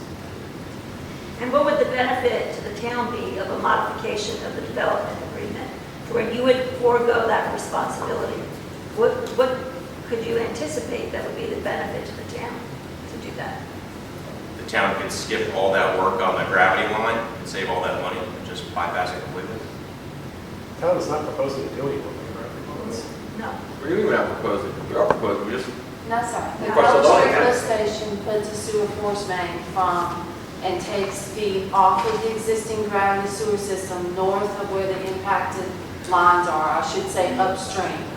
So the Keller Street lift station takes flow from the gravity system upstream of the impaired lines, and it pumps it individual of the gravity sewer system to Pearl Street. I understand that. Then, I'm clear on everything you're Okay. saying, but So there's no improvement to the gravity feed lines? no, proposed? no, if we do this $2 billion deal, it's brand new gravity lines all the way, well, it'll be a force main It's a all the way sewer force through. main, So yes. it's substantial benefit to the town.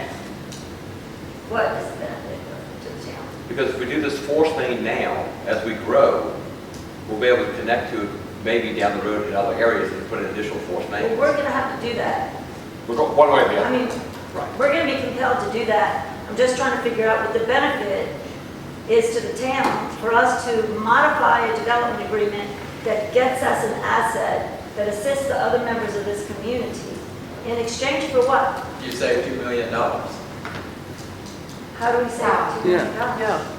Because Mr. Catalinato has said to upgrade the gravity flow from St. James to Pearl Street would cost approximately $4 million. We're not planning on doing that. The town was never proposing to do that. No, you said that's what it would cost to do. I didn't say you proposed it. No, let him finish without interrupting. I think let me maybe help clarify. So if we address the problem by replacing the piping in the gravity sewer system, that would approximately be $4 million. Correct. If we go and do a sewer force main from the Vita Meadows lift station to the wastewater treatment plant, that would be $2 million. 203. So you say $2 million. That's the benefit to the town. We're not saving.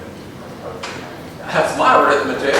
Sorry, but Yeah, that's. and so that is a, I understand where you're coming from on that, but it's a fallacy in that the town would never be able to find funding for a $4 million gravity sewer system improvement. Okay, so that's a pretty good option for the town to save $2 million and run a force main instead of upgrading the entire gravity system. But the town is not saving anything. We're spending. Simply not having $2 million. It's either being forced to pay $4 million or forced to pay $2 million. According to our It's not a existing contract, we are to discharge into St. James, which we've got pipes there, and at some point, we're to build a 12-inch main for Pearl Street. The problem is, you're saying you can't get it from St. James to Pearl Street, and you're saying it will cost you $4 million to upgrade the system to do it. Now, you got a proposal to run a new force main from St. James all the way to the plant for $2 million. Again, the benefit to the town is you save $2 million. You got a court order to follow the developmental agreement. And you have not done it for 6 years. So, I'm trying to understand. You're saying that the development agreement says that we need to connect at St. James. Yes. So because we need to connect at St. James, which we are connected at St. James currently, the system is connected. Yeah, you just won't let us use it. That we have to direct that flow through our gravity system. That's not entirely accurate. Well, where would the flow go? Well, I mean, we're talking about pumping and hauling sewer right now. So there are other alternatives. Okay, fine, do it. Yeah, well, that's what we were trying to do. So, am I understanding you correctly in saying that because the development agreement says that we have to connect at St. James, that if we connected a force main from the Meadows directly to our wastewater treatment plant, that would be unacceptable and not in compliance with the Not at all. I'm agreement? saying that would be a change to our agreement. Okay.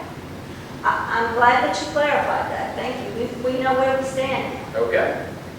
So that solution, that $2 million solution, which would service your development, is unacceptable because it's not directly in compliance. I didn't say it's I never said anything in the sewer. I said it's a change to our agreement. Guys, At no point did I say it's not acceptable. If there's going to be a change to the development agreement, it's going to be a complex and nuanced discussion. It doesn't need to happen in public forum. Thank you.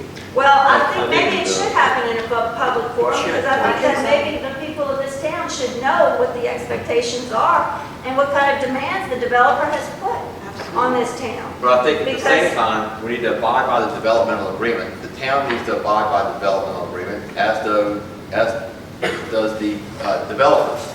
I don't support this development, but what I do support, as your elected official, is I took an oath to uphold the laws and the Constitution of the United States as well as the state of Louisiana. But what I do support here is the developers, because they came before this town. You guys, none of y'all were here, I wasn't here, and the prior planning and zoning approved it, the prior council approved it, the prior mayor approved it, The current mayor approved it as a alternate, and the town attorney, who is still the town attorney today, that was the town attorney then, approved this division. And we need to find a way to move this forward in a positive direction so that it benefits the town of Levita Springs. I don't care what everyone else says, Dan inherited from the previous administration. Greg Lemons inherited from that previous, from Louis Fitzmore. And the next mayor of Levita Springs will inherit the good, the bad of Dan. So we just need to all come together and find a way to move this forward. And staying focused on the developmental agreement, I think, is the right thing to do. Well, I it's my agree with understanding that they are proposing that we need to amend the development agreement. No, I haven't heard that tonight. Let's hang on, let's do one at a time, please. I agree with Mr. Saucy that our role here is to follow what's in the agreement. It's also their role to follow what's in the agreement. The 2 points of issue right now are small size pumps that you install and not completing 12-inch force main, which is immaterial what the town decides to do, whether pumping trucks or not. That's in the agreement, that you have to do the 12-inch force main from Pearl Street to the station. That's what's written in it. For some reason, it was a requirement. Don't know who decided that needed to be done, but that's what's in the agreement. If you're not going to do that, then you're not following the agreement. I agree with you. And so it's not one of these things where we're only going to do it when we feel it's needed to be done. You said you're going to do it. You have to do what you said. Sir. And that's my opinion on this. I Because understand. I wasn't in any of the planning. I don't know why that was so important to have that force main installed, but that's what was in the agreement, what you agreed to. But I I didn't think plan if it. we're not going to do that, that needs to be a written change to the agreement between the town and the developer, where we put in writing, we're not going to do that requirement. I don't have the power to do that. All I got the power to do is look and see if you met that requirement or you didn't meet that requirement. That's the only thing I can judge by. So I want to be crystal clear. We are not saying that we're not going to follow our obligations on the development agreement. That is not what I've said a single time today. I want you to, let's do a thought experiment if you'll play along with me, please. I'll play along. If I walked in here and I said, I, the developer, declare we are going to build this sewer force main at the end of phase 5. I declare it. And I didn't provide good engineering documentation. I didn't have any common sense behind it. I'm sure you guys would look at me like a crazy person and you would say, no, sir, you do not get to arbitrarily say that to us. There has to be a reasonable explanation. Okay? Now, let's take the same thought experiment. Let's put the shoe on the other foot.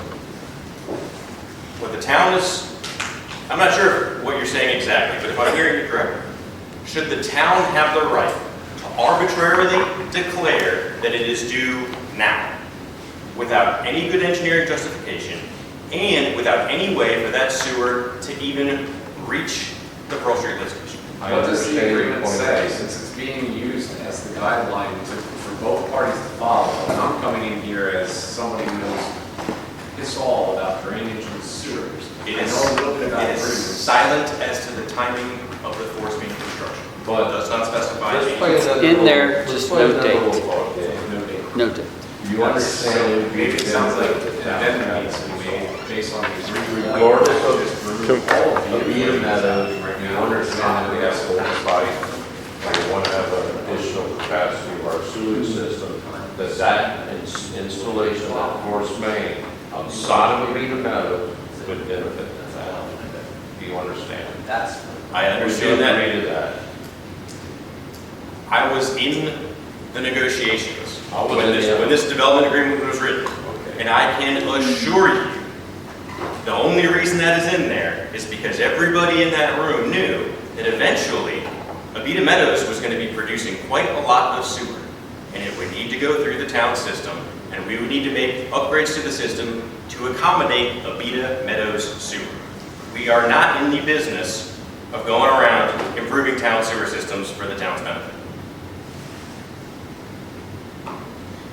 bold. I got something to say about that. Because as somebody who invested, built, and loves this town, I would like people that are developing in this town to have vested interest in the future of the town. Because you're leaving a product behind.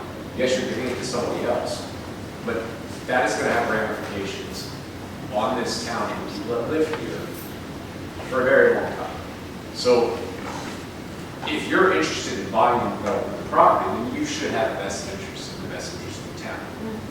Yes. I'd like Absolutely. to make the commission aware of some information that's contained in the subdivision regulations. And I'm not sure if Kristen printed that and that you have those available. I think It's so. a highlighted. Yeah, this sheet. Guys, could you all please write that? Yeah. Take turns. Okay. In section 3.3 of the subdivision regulations, there's a section that's referred to as guarantee in lieu of completed improvements. And I guess I'd like to ask whether or not you guys are of the opinion that this force main is a required improvement, and whether these 5 horsepower pumps are required improvements. That's just something to keep in mind. So under section 3.3, it says, guarantee in lieu of completed improvements.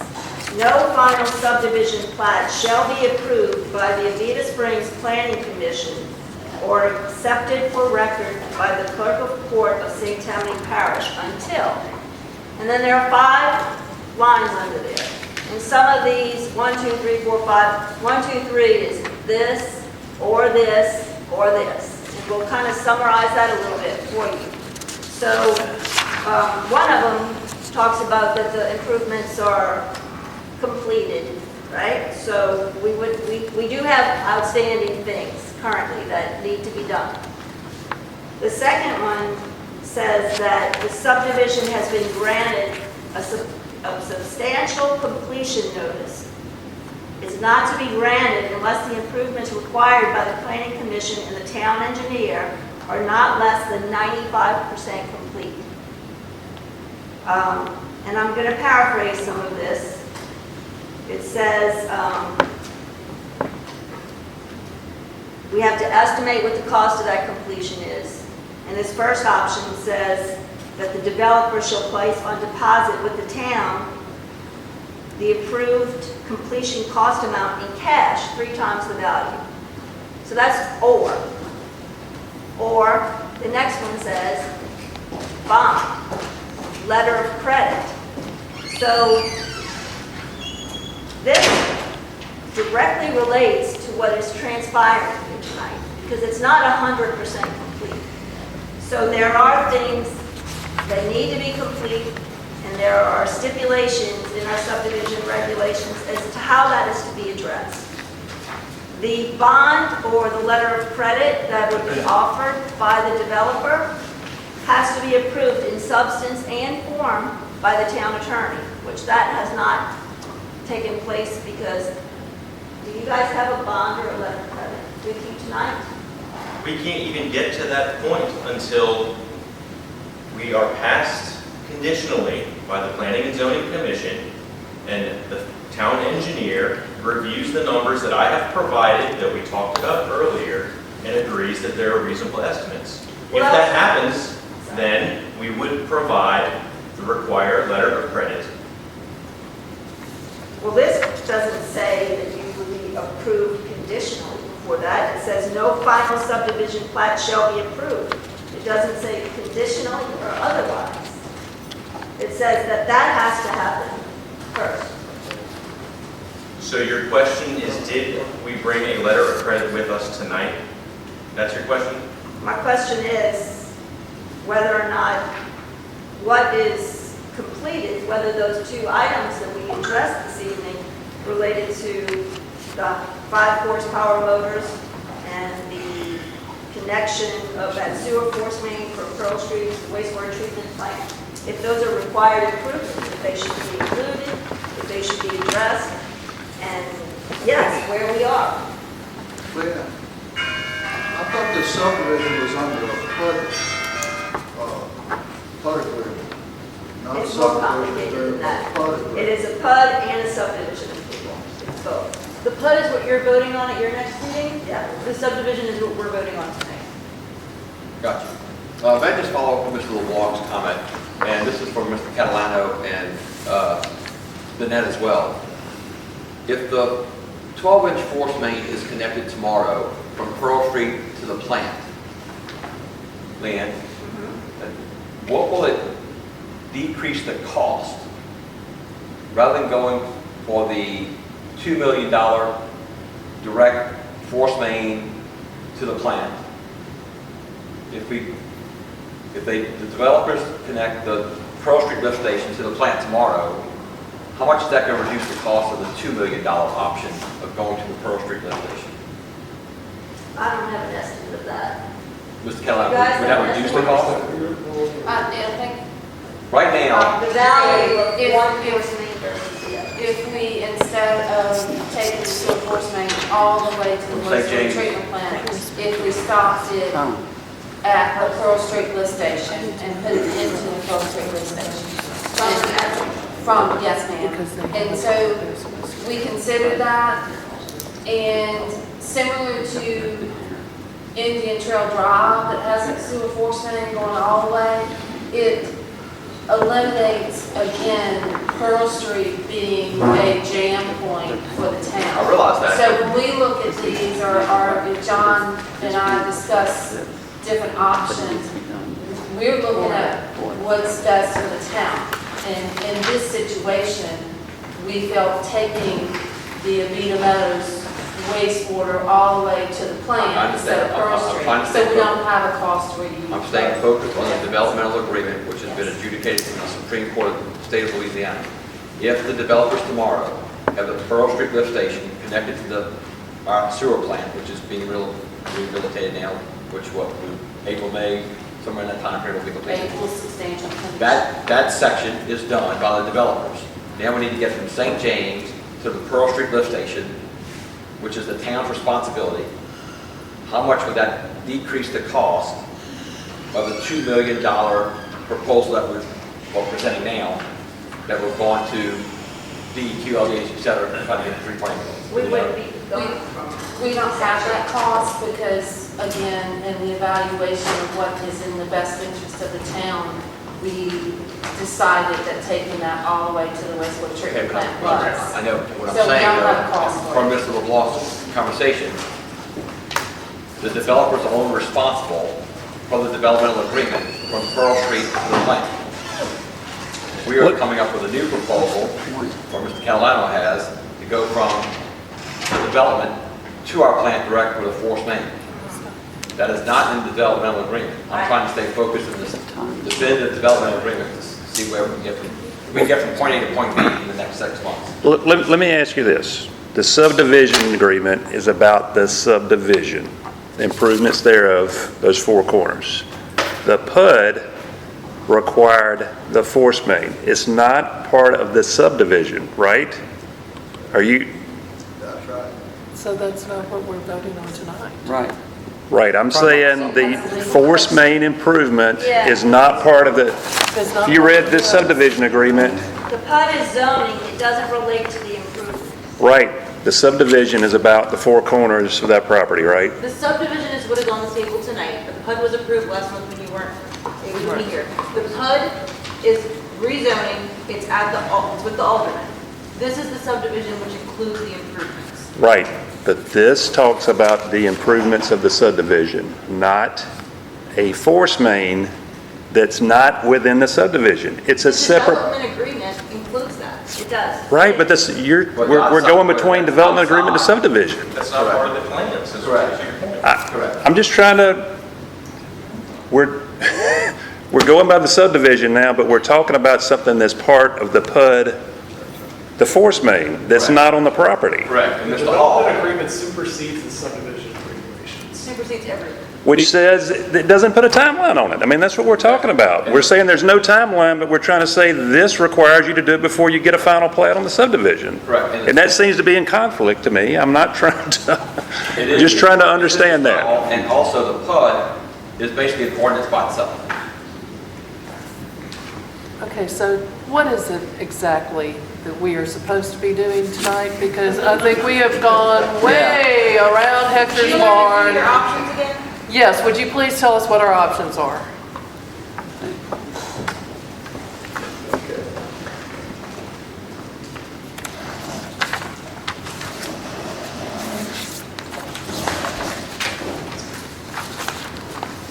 Days from August 28th puts us at October 27th. We do not have another meeting scheduled for October 27th. So you can defer to a special meeting that would be held on October 23rd, if that is what you agree to. You can approve it as presented. You can conditionally approve it. You can deny it, or if the developer wants to voluntarily defer it to October 30th, then we can address that. From the developer's point of view, I see no reason to defer. I don't see what's going to change between now and then. We've been deferred for 6 years now. Okay, my question, sir, is there are still some things that need to be finished. Yes, ma'am. And I realize that you have said that next week y'all are going to get this done, but as of this moment, they have not been inspected, they have not been done. But yet you're wanting us to go ahead and approve it, even though they haven't been done.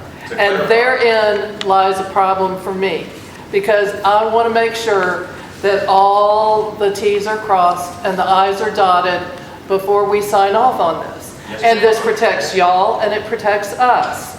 And my main concern are the people of Beta, and I want to make sure everything's done properly. That's my main concern. So if we are going to defer until October the 23rd and make a meeting on October the 23rd, where within the 60 days, you will have fulfilled your obligation to us, we will have inspected what you were supposed to do, and we can move on. I don't see any problem with that, but I want to make sure that all the things that are supposed to be done are done, not, oh, well, agree to commit. Okay, that means nothing to me. I want to see it with a big old check off, that it has been done. I want to know what the date of all of these inspections have been done and approved. Because there's some that are falling through the cracks, and I want to make sure that they're taken care of. So I feel like my obligation to the people of Abita is to make sure that y'all do what you're supposed to do, and then we can go ahead and sign off, and all God's children live happily ever after. Amen. I think there might be a bit of confusion there. I don't think so. Well, if I may answer your question. Oh, please, so. We're not asking for you to approve as presented and pretending like everything is done. We acknowledge the punch list items. I've gone over those with you and Mr. Catalanato. On that list up there, what we're asking for is number 2. Approve the plat, subject to the conditions being satisfied prior to final recording. That means if we don't do what we say we're going to do, Mr. Catalanato will not sign off on the plat and it will never be recorded and we can never move forward. That's all it means. And you would lose your Investment. no, you'd lose your bond as Yeah. far as the completion. The 90 days could be called. Correct. So when do you think you would have a bond ready to present for them to review, Adam? I don't know who reviews the bond. This is my first time going through this process. I mean, I feel like this is all of our first time going through this process, honestly. It's a town attorney. So if we agree on the value of the bond, it'll take us a week or less to get a bond or letter of credit and send it over to the town attorney for review. And so the bond, I understand, is for the outstanding items that you would not be able to maybe complete by the next special meeting? The bond is for any items that are not completed that are on that list. Okay. I think the commission needs to get clarity on what the required completed improvements are, because Commissioner Hall raised a good point. Maybe that is a required improvement for the force main, and maybe it isn't, but you don't really know that tonight. And how can we vote? to continue until we know. It's a moot point for me, and I don't see any problem with the special meeting on the 23rd. I don't know how you gentlemen feel, but please jump on in with both feet. Yeah, I think there was a lot of good discussion, and it's hard to point to any of it and completely disagree, but we don't have alignment amongst the developer and the town. I know there was a lot of talk around the sewer system infrastructure. Hear you loud and clear about that's town responsibility, it's in the works, it's being worked. That's not going to weigh in on my decision, because I think, like as Mr. Salsi has made clear, that's our obligation. But we do have a punch list that, while it looks like there's some good progress on it, we have some drainage concerns, we have some open items, we have some, to Leanne's point, required improvements. How do we interpret that? I would tend to interpret that as phase 1 required improvements, so I think there's some merit in some of your explanation, but that needs to be agreed in an engineering setting, not here, right? Okay, here's what we agree and align, these are the things that need to be closed and completed, and if you had that alignment, I would support approving conditionally. Without the alignment, I don't know what conditions we're asking the approval based on. Does that make sense? I wouldn't know what conditions we're stating contingent approval upon. My understanding is the only thing that we are not in alignment on is the necessity to bond the 5 horsepower pumps. I hope you'll consider rereading my explanation on that. They're definitely not going to be in 90 days. How could I bond that? Yeah. It doesn't make sense. Well, hold on. You got a deposit that can be forfeited after 90 days. The bond, the performance bond or letter of credit, there's nothing about being called in 90 days. It would be released at the time of installation of the improvements. So the bond doesn't have an expiry date on it. You have to renew that every year. One other major problem with that is the performance bond. If you read that language, That's number 2. We're on number 3. Performance bonds, option 3. we need to look at number 5. No building permits for improved lots to be sold will be issued for development until project is 100% completed or approved by the town engineer. Now, we do not have alignment with the town engineer now on this matter of either the 5 horsepower pumps or the 800-pound gorilla, the sewer enforcement. But also you haven't finished the punch list, so that's on it too. So I mean, all of these things need to be in alignment for us to go ahead and sign off. And I didn't hear him say that he wouldn't approve the 1.5 horsepower pumps for now. He said he went by what the plan said. There are tests that need to be done, there are things, inspections that need to be completed before we can sign off, and he's not saying he won't sign off on it. But the punch list needs to be finished. I've committed to witnessing the test next week, and we'll see what the results of that are, and I'll say it again, I said it earlier. I look at my job here is to report the facts to you guys on what's complete and what's not complete. What you guys ultimately do, what the town ultimately does with the force main, with the pumps, it doesn't matter to me. I'm sorry. It's really y'all's decision ultimately on what y'all do. I'm reporting the facts. That's it. Well, but he's going by what 5 says, which 100% complete or approved by the town engineer. And this trumps Where does it everything, say right? Number 5. I don't approve. Okay? I'm not the only person that signs that. Not the development that the 1.5 horsepower pump, the specific item, hey, this is fine for phase 1 or up to phase 2, but then for phase 3 and beyond, whatever, you got to have the 5 in. That's what I'm hearing this between you two. But it says 100% complete or approved by the town. So Right. if it's 100% complete, then the town engineer is not involved in the decision-making process at all, I bet. Right, he's just saying that he's not going to put the 5 in 90 days, especially if they have to come out to pump out of that lift station.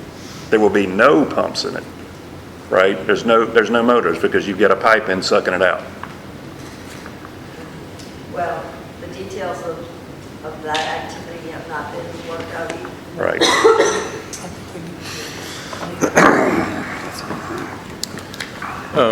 I'm just going to point out, I understand Y'all are relying on the town engineer. He's saying he doesn't want to make that decision. Somebody's got to step up and make a decision. Well, ultimately, if you do all the things, we will be making that decision on October the 23rd. I'm not going to do all the things. I'm not putting in a 5 horsepower pump, and I'm not putting in a sewer force main. So why don't you want to put how did it go from 5 to 1.5? Because the 1.5 was the size that would be big enough to handle phase 1. Okay. Then those pumps would later be moved to a lift station further back in the subdivision, and the 5 horsepower pumps would be installed in the main lift station. You just understand, he's going by what it says right now. It doesn't have a phased implementation. I just want to clarify one thing. Once the town takes over the infrastructure, the town owns the infrastructure.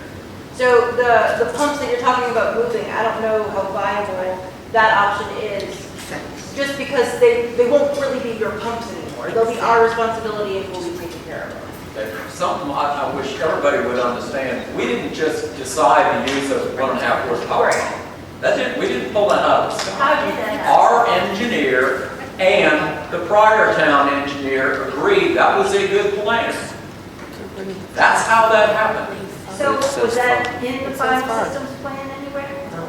No? Okay. So you're insisting on 100% town going by the agreement, but when it's convenient for you, you don't want to go 100%. No, nothing could be further from the truth. And that's exactly what you've just been saying. You've been saying that you changed it to a different size pump. And if it's a different size pump, it's not the agreement. So and you won't change it. So you won't go by the agreement. And if there's another town engineer 2 years from now, we'll have a whole new set of rules to play by. Well, that was my point is, no, it's written down in the agreement. you designed the system. The town didn't design it, you designed it. Correct. And at a point, you amended the design, but that's not on paper. It was a verbal. Correct. The Yes. design is for the entire subdivision. Right. The plans that the town has reviewed are for the entire subdivision, 1 through 5. Mhm.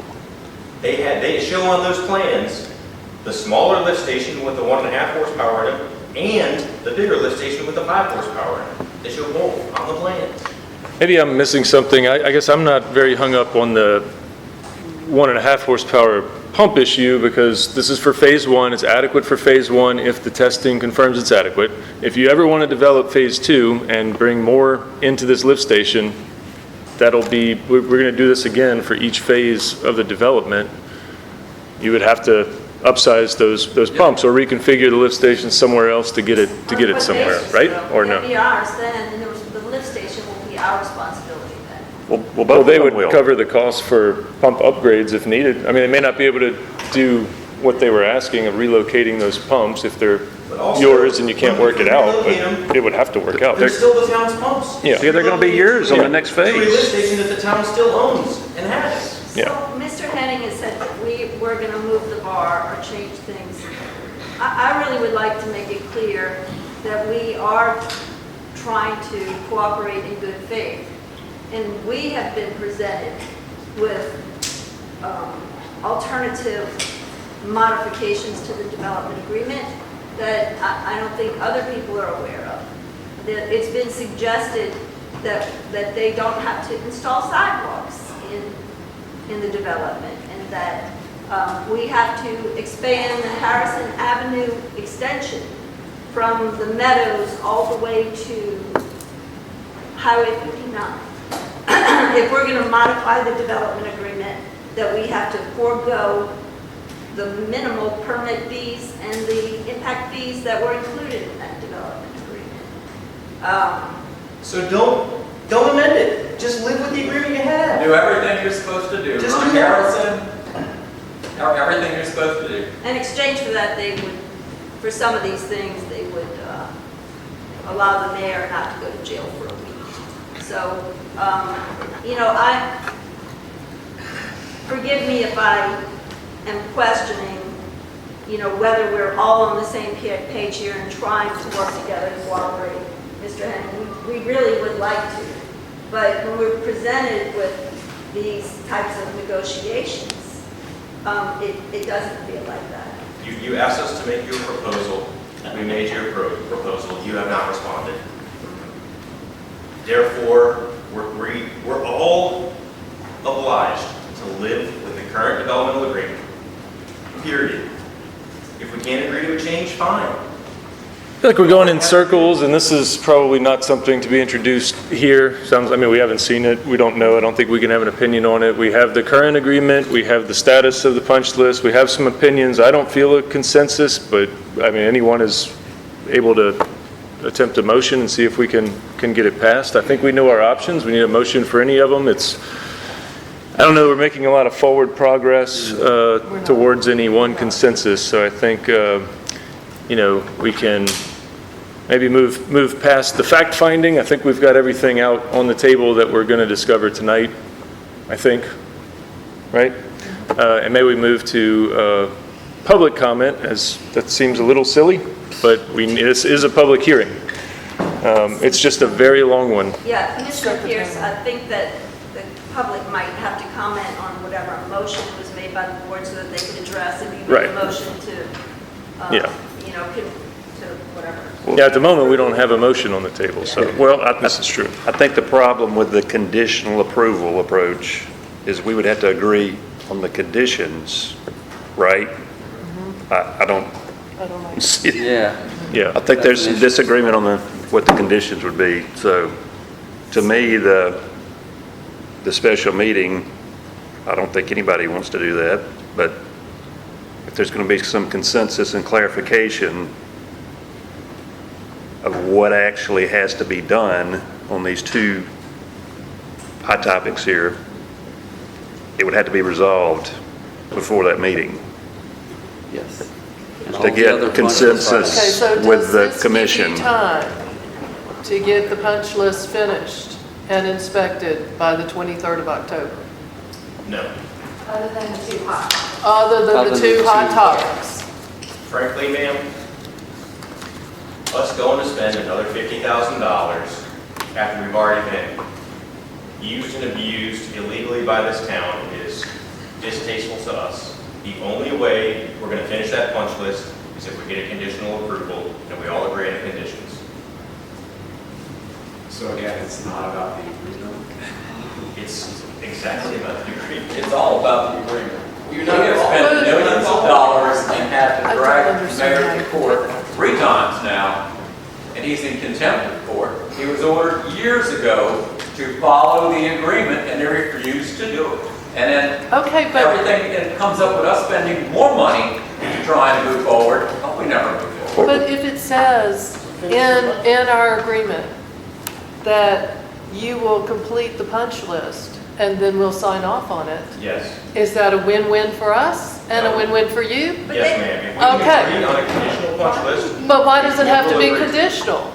Why does it have to be conditional? Well, that's what the punch list is. We agree what needs to be done. But the two hot topics are what seems to be the problem. I think we're on the same page, it's just the order. I don't think we're asking Lonesome to go spend any additional money working towards punch list items that you don't know whether or not they'll receive ultimate approval. I think you said it very close to how we're seeing it. We just need the punch list agreed from our town engineer, because we can't make those determinations as to what's adequate and what's not. It's a timing issue. Yes, sir. The bond form being reviewed by the attorney is going to be kind of the output of that discussion. But we don't know how to conditionally approve something without knowing the conditions under which we're approving it. So you don't have to go close everything and then come to us. I don't think that's what we're asking. We want alignment on the items that need to be closed. Then I think we would be in a position to move forward if we have consensus here for conditions. I agree with what you're Follow me? saying. Maybe I misunderstood you, Ms. Guidry. I thought you wanted everything to be done before you would approve it. No, I just want it to be clarified so that we can make a better, and this conditional thing, no. Well, and let's talk about the Pearl Street sewer main. It says on the punch list, install sewer force main from Pearl Street Station and wastewater treatment plant. Date of starting construction can be delayed to March 1st, 2026. So it's not even talking about within 90 days. That's 6 months from now. I understand, I'm just saying this isn't an item that can be completed The punch list is saying it doesn't have to be done right now, if I'm reading that right. And it's just a suggestion. It's just a suggestion. That's just a, yeah, that's. So. Right, but it's not a So- punch list, it's condition precedent to approval of the plat. Yeah, it could be even further than that potentially. I think I understand, we're all saying the same thing. If we can agree on a punch list, it could be approved. Yes. Yes. I agree. I think so. I didn't even get a chance to ask y'all, are y'all available on October 23rd? Like, will we have a forum? I am now. I'll have to make that happen. Yes. Yes. Yes, we'll say Yes. yes. I'm not, but we can still I know. go forward. Are y'all okay with moving our October 30th meeting to the 23rd? Absolutely. Yes. So we don't have to meet 2 weeks Absolutely. in a row, okay. Yes. Absolutely. What if one of us is going to be out of town on the 23rd? You? Are you already making plans? No, he travels for work. So who will the three of you in the middle be here? Yes. I will be Yes. here. So the voluntary request to move it to the regularly scheduled meeting, it is a bit of a concession by a few days, but it would allow us to get the normal meeting advertised. It would fit very well. But If you'd be willing to do it. They've got to agree to that, to push it Right. off. That would be if you voluntarily agreed. Otherwise, you may have a He only smaller. has to agree if to extend the 60-day date. By, what is it, To the 30th. 7 days or? It's 7 days. If Adam, if you would agree to go to the October 30th meeting, instead of us having a special meeting, then everyone could be there. It actually gives you more time to finish the punch list. Yeah. You know what I mean. Finish the items you already. We had them there for a The second. things that you will be willing to do on the punch list. And have the bond. I think the bond is the big thing. Anyway, I mean, you've been waiting 7 years, right? Okay, we will agree to October 30th, and we will work with the town engineer to finalize the punch list and the value between now and then. I'm going to need some help from other people other than the town engineer. I'm just saying this in a public setting. He has said he doesn't want to make these final decisions. Somebody in the town is going to have to step up and help him make these decisions. Okay. I think that's fair. that's fair. Okay. Yeah. Do we need to stretch Adam that is not in a meeting? position to make legal decisions anyway. I mean, he's an engineer. So we need a motion, then we need a second, then we need public comments, then you can take a vote. Okay. So we would need a motion even if the developer's Yes. voluntarily Okay, do we deferring need the item something in to. writing from them? Because it is over the 60-day mark. Adam, do you mind sending me an email saying, Or well, we could put it in the minutes too. I mean, Yes, that would be. Okay, because we need something in writing to make sure that we don't have our board members and our ill mayor going to jail. are you requesting to be voluntarily deferred to the October 30th meeting? Yes, please let the minutes show I have made the request you just described. Thank you. Okay. Somebody needs to make a So we're motion. motioning to accept the voluntary deferral, basically. Yes. Can we hear that motion? Move to accept the voluntary deferral of the Beta Meadows final subdivision plat approval to the next meeting on the 30th of October. Second? Second. Okay, so now we'll open for public comment. If anyone has anything pertaining to the motion on the table to defer to the next scheduled meeting in October. Stuart? Oh, 2 minutes, Stuart, 2 minutes. 2 minutes. 2 minutes. Well, I don't, I'm speaking about this deferral. I don't think we should defer it. I think we should just deny it. I've been listening to all this very quietly. I don't agree with anything anybody said here. I agree with the Beavers. This ought to be stopped because the drainage situation of our town, the parish, should not be permitting additional buildings. Every time you put a building on, every time you cut down trees, and then every time you put a building on, it happens again, you're making the runoff coefficient worse. And that means more water runs off when you have heavy rain. And people talk about kicking the can down the street. The water is being shifted, whether it's with pumps or with drainage, contiguous, but it's got nowhere to go. If you manage to get it out of the subdivision, then it goes to the middle of town. If you get it out of the middle of the town, maybe it'll go by, if it's to the edge of the parish, it'll still back up in front because we're too low. We can't handle that much water. The rains are not going to be getting better, they're going to be getting worse. We ought to be trying to provide long-term reduction in our flooding. And the only way to do that is to stop this development. Uncontrolled, it's controlled by checklists that don't really apply.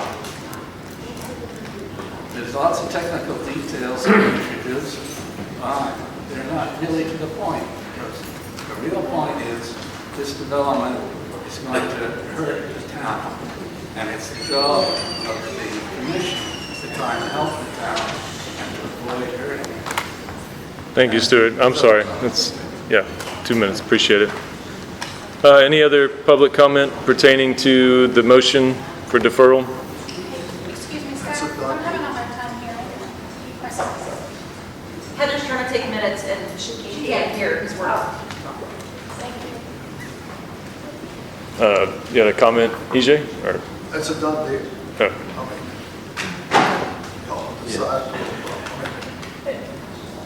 Okay. Any other comment?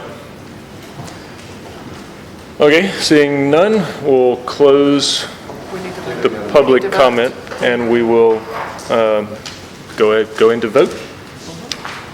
So the motion on the table to defer to next month, accept the voluntary deferral for next month. All in favor? Aye. Aye. Lex, I'm sorry, I didn't catch. Aye. Okay, so unanimous. All right. Thank you. I won't be here. We have, well, we're not quite adjourned yet. I mean, you don't have to stay. You don't have to stay for the rest, but we do have some more items.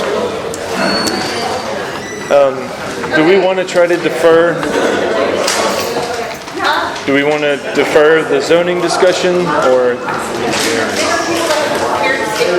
Yeah. I just want to give y'all an update on zoning so we can all go home.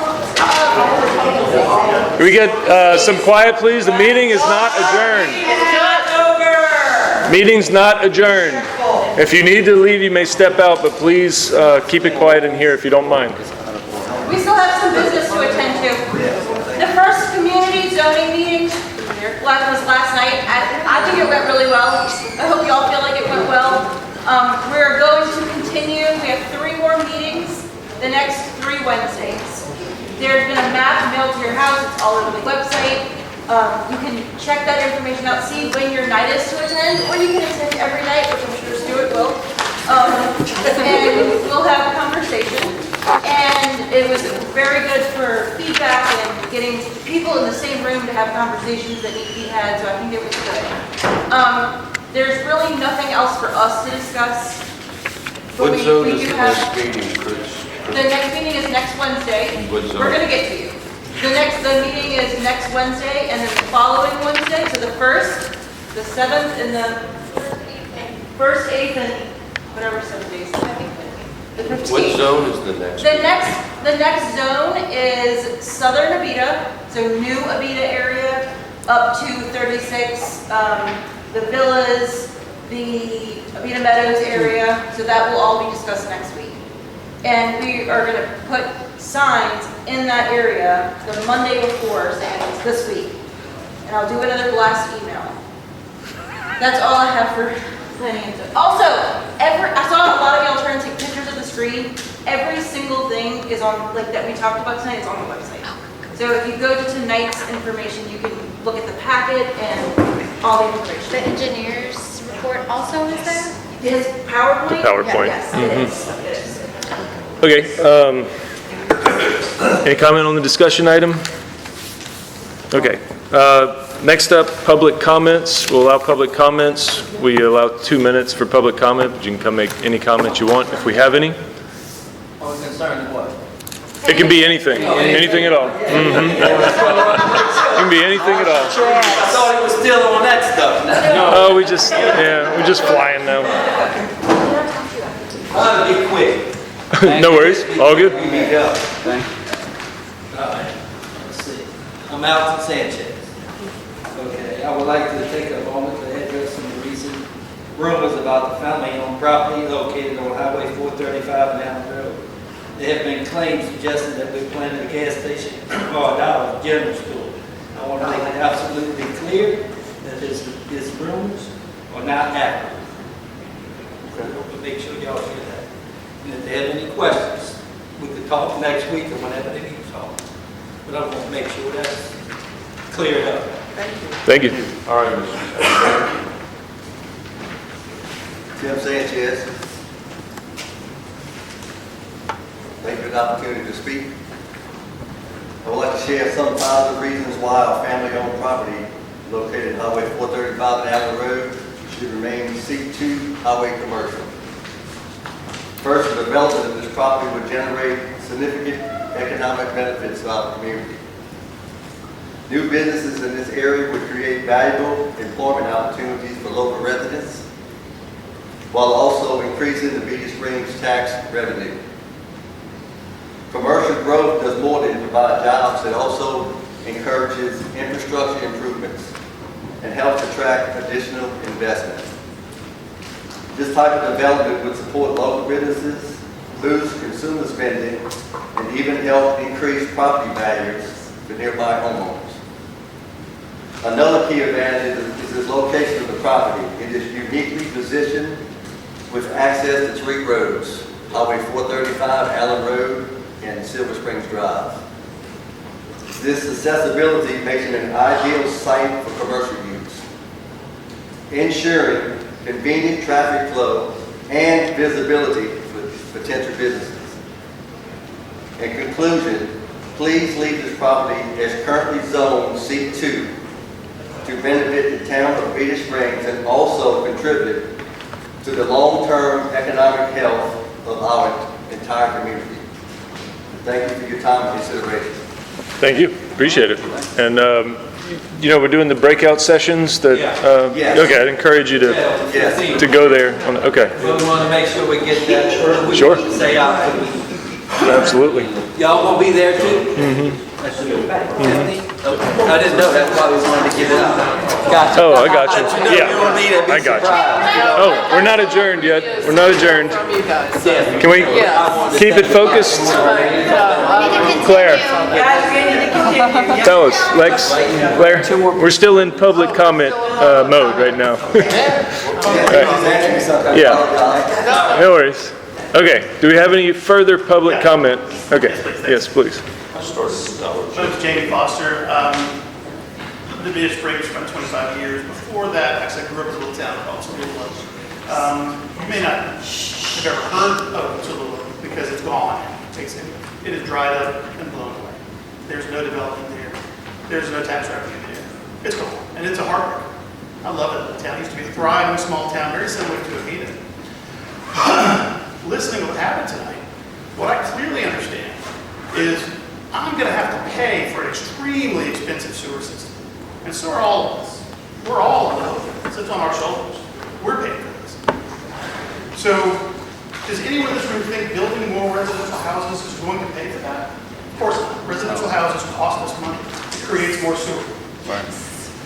When people are putting pressure on us to rezone commercial property, what they're basically saying is, we're fine paying for all this ourselves. We want to pay for all that. Well, I don't. I want my children to inherit and live in my home.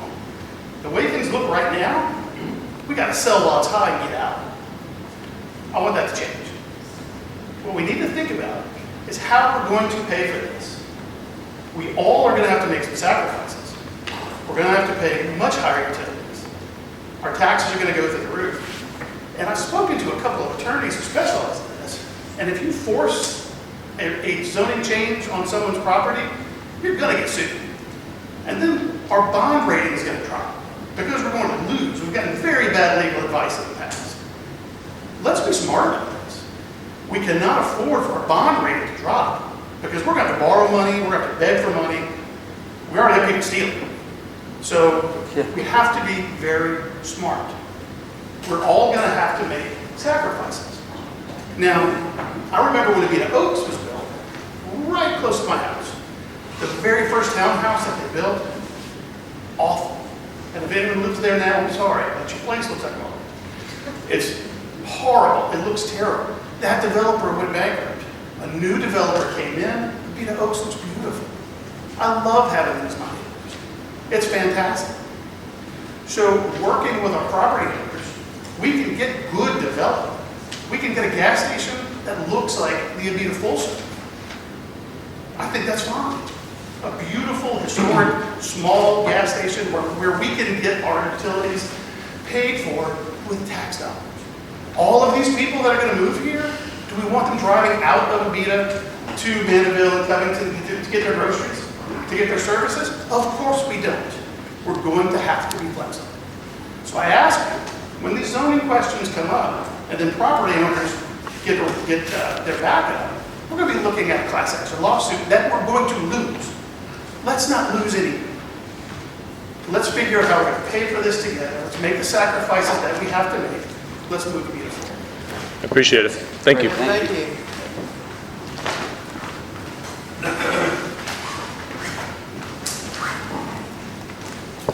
That I agree with some of what was said, that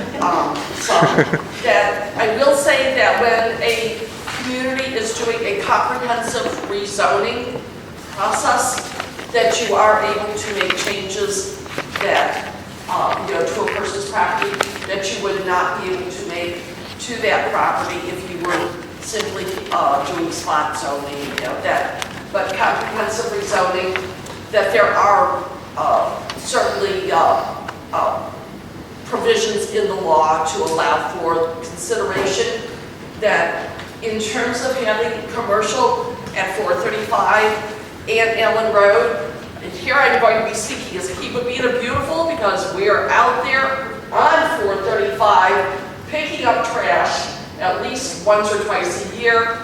That road, it has to be at a 90-degree angle, that there should not be any development there until Allen Road intersects 435 at a 90-degree angle. It is not a safe road at this point in time, intersection at this time, that if that were to take place, that it is a heavily traveled intersection, and that if that road can be made safe, that intersection, that, it certainly is something that to consider, but only if those infrastructure improvements are made, to accommodate that development,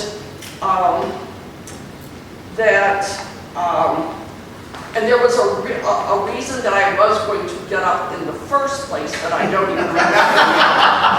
That at any rate, because of these other issues that did come up, but at any rate, those two things, just as a, just for your information, that the town, that there are provisions in the law that do protect a town, when you're doing a comprehensive rezoning. So that's, and I do agree with the need for commercial development, that residential development does not, it costs us way too much money, and that the fact that these that I feel as if developers do need to contribute significantly to the cost of the infrastructure that is required in order for them to be a part of our town.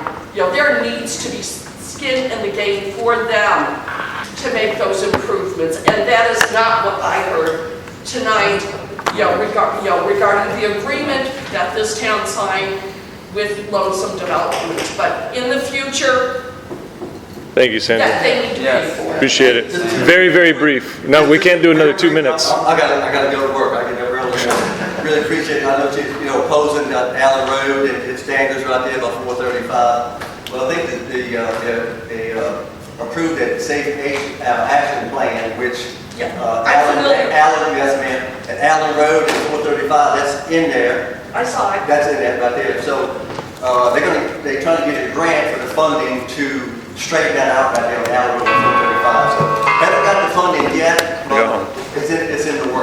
Mama. All right, appreciate it. Yeah, no worries. Y'all have a good night. All right, I don't think there's any more public comment. Any chance we'd have a motion to adjourn anytime soon? Let's move to adjourn. I second it. All in favor? Aye. Aye. Aye. Lex, thank you very much for your service as the planning and zoning commissioner. I don't know if this is announced to anyone No, that this you is my have last retired. meeting, but I'm retired. You retiring? Okay. We appreciate the More fishing? contribution that you've made. Thank you very much. Yes. Thank you. Yeah. Sorry, we didn't get that into Where's this the parting official gift? meeting. I didn't know if it was to be shared. And you didn't.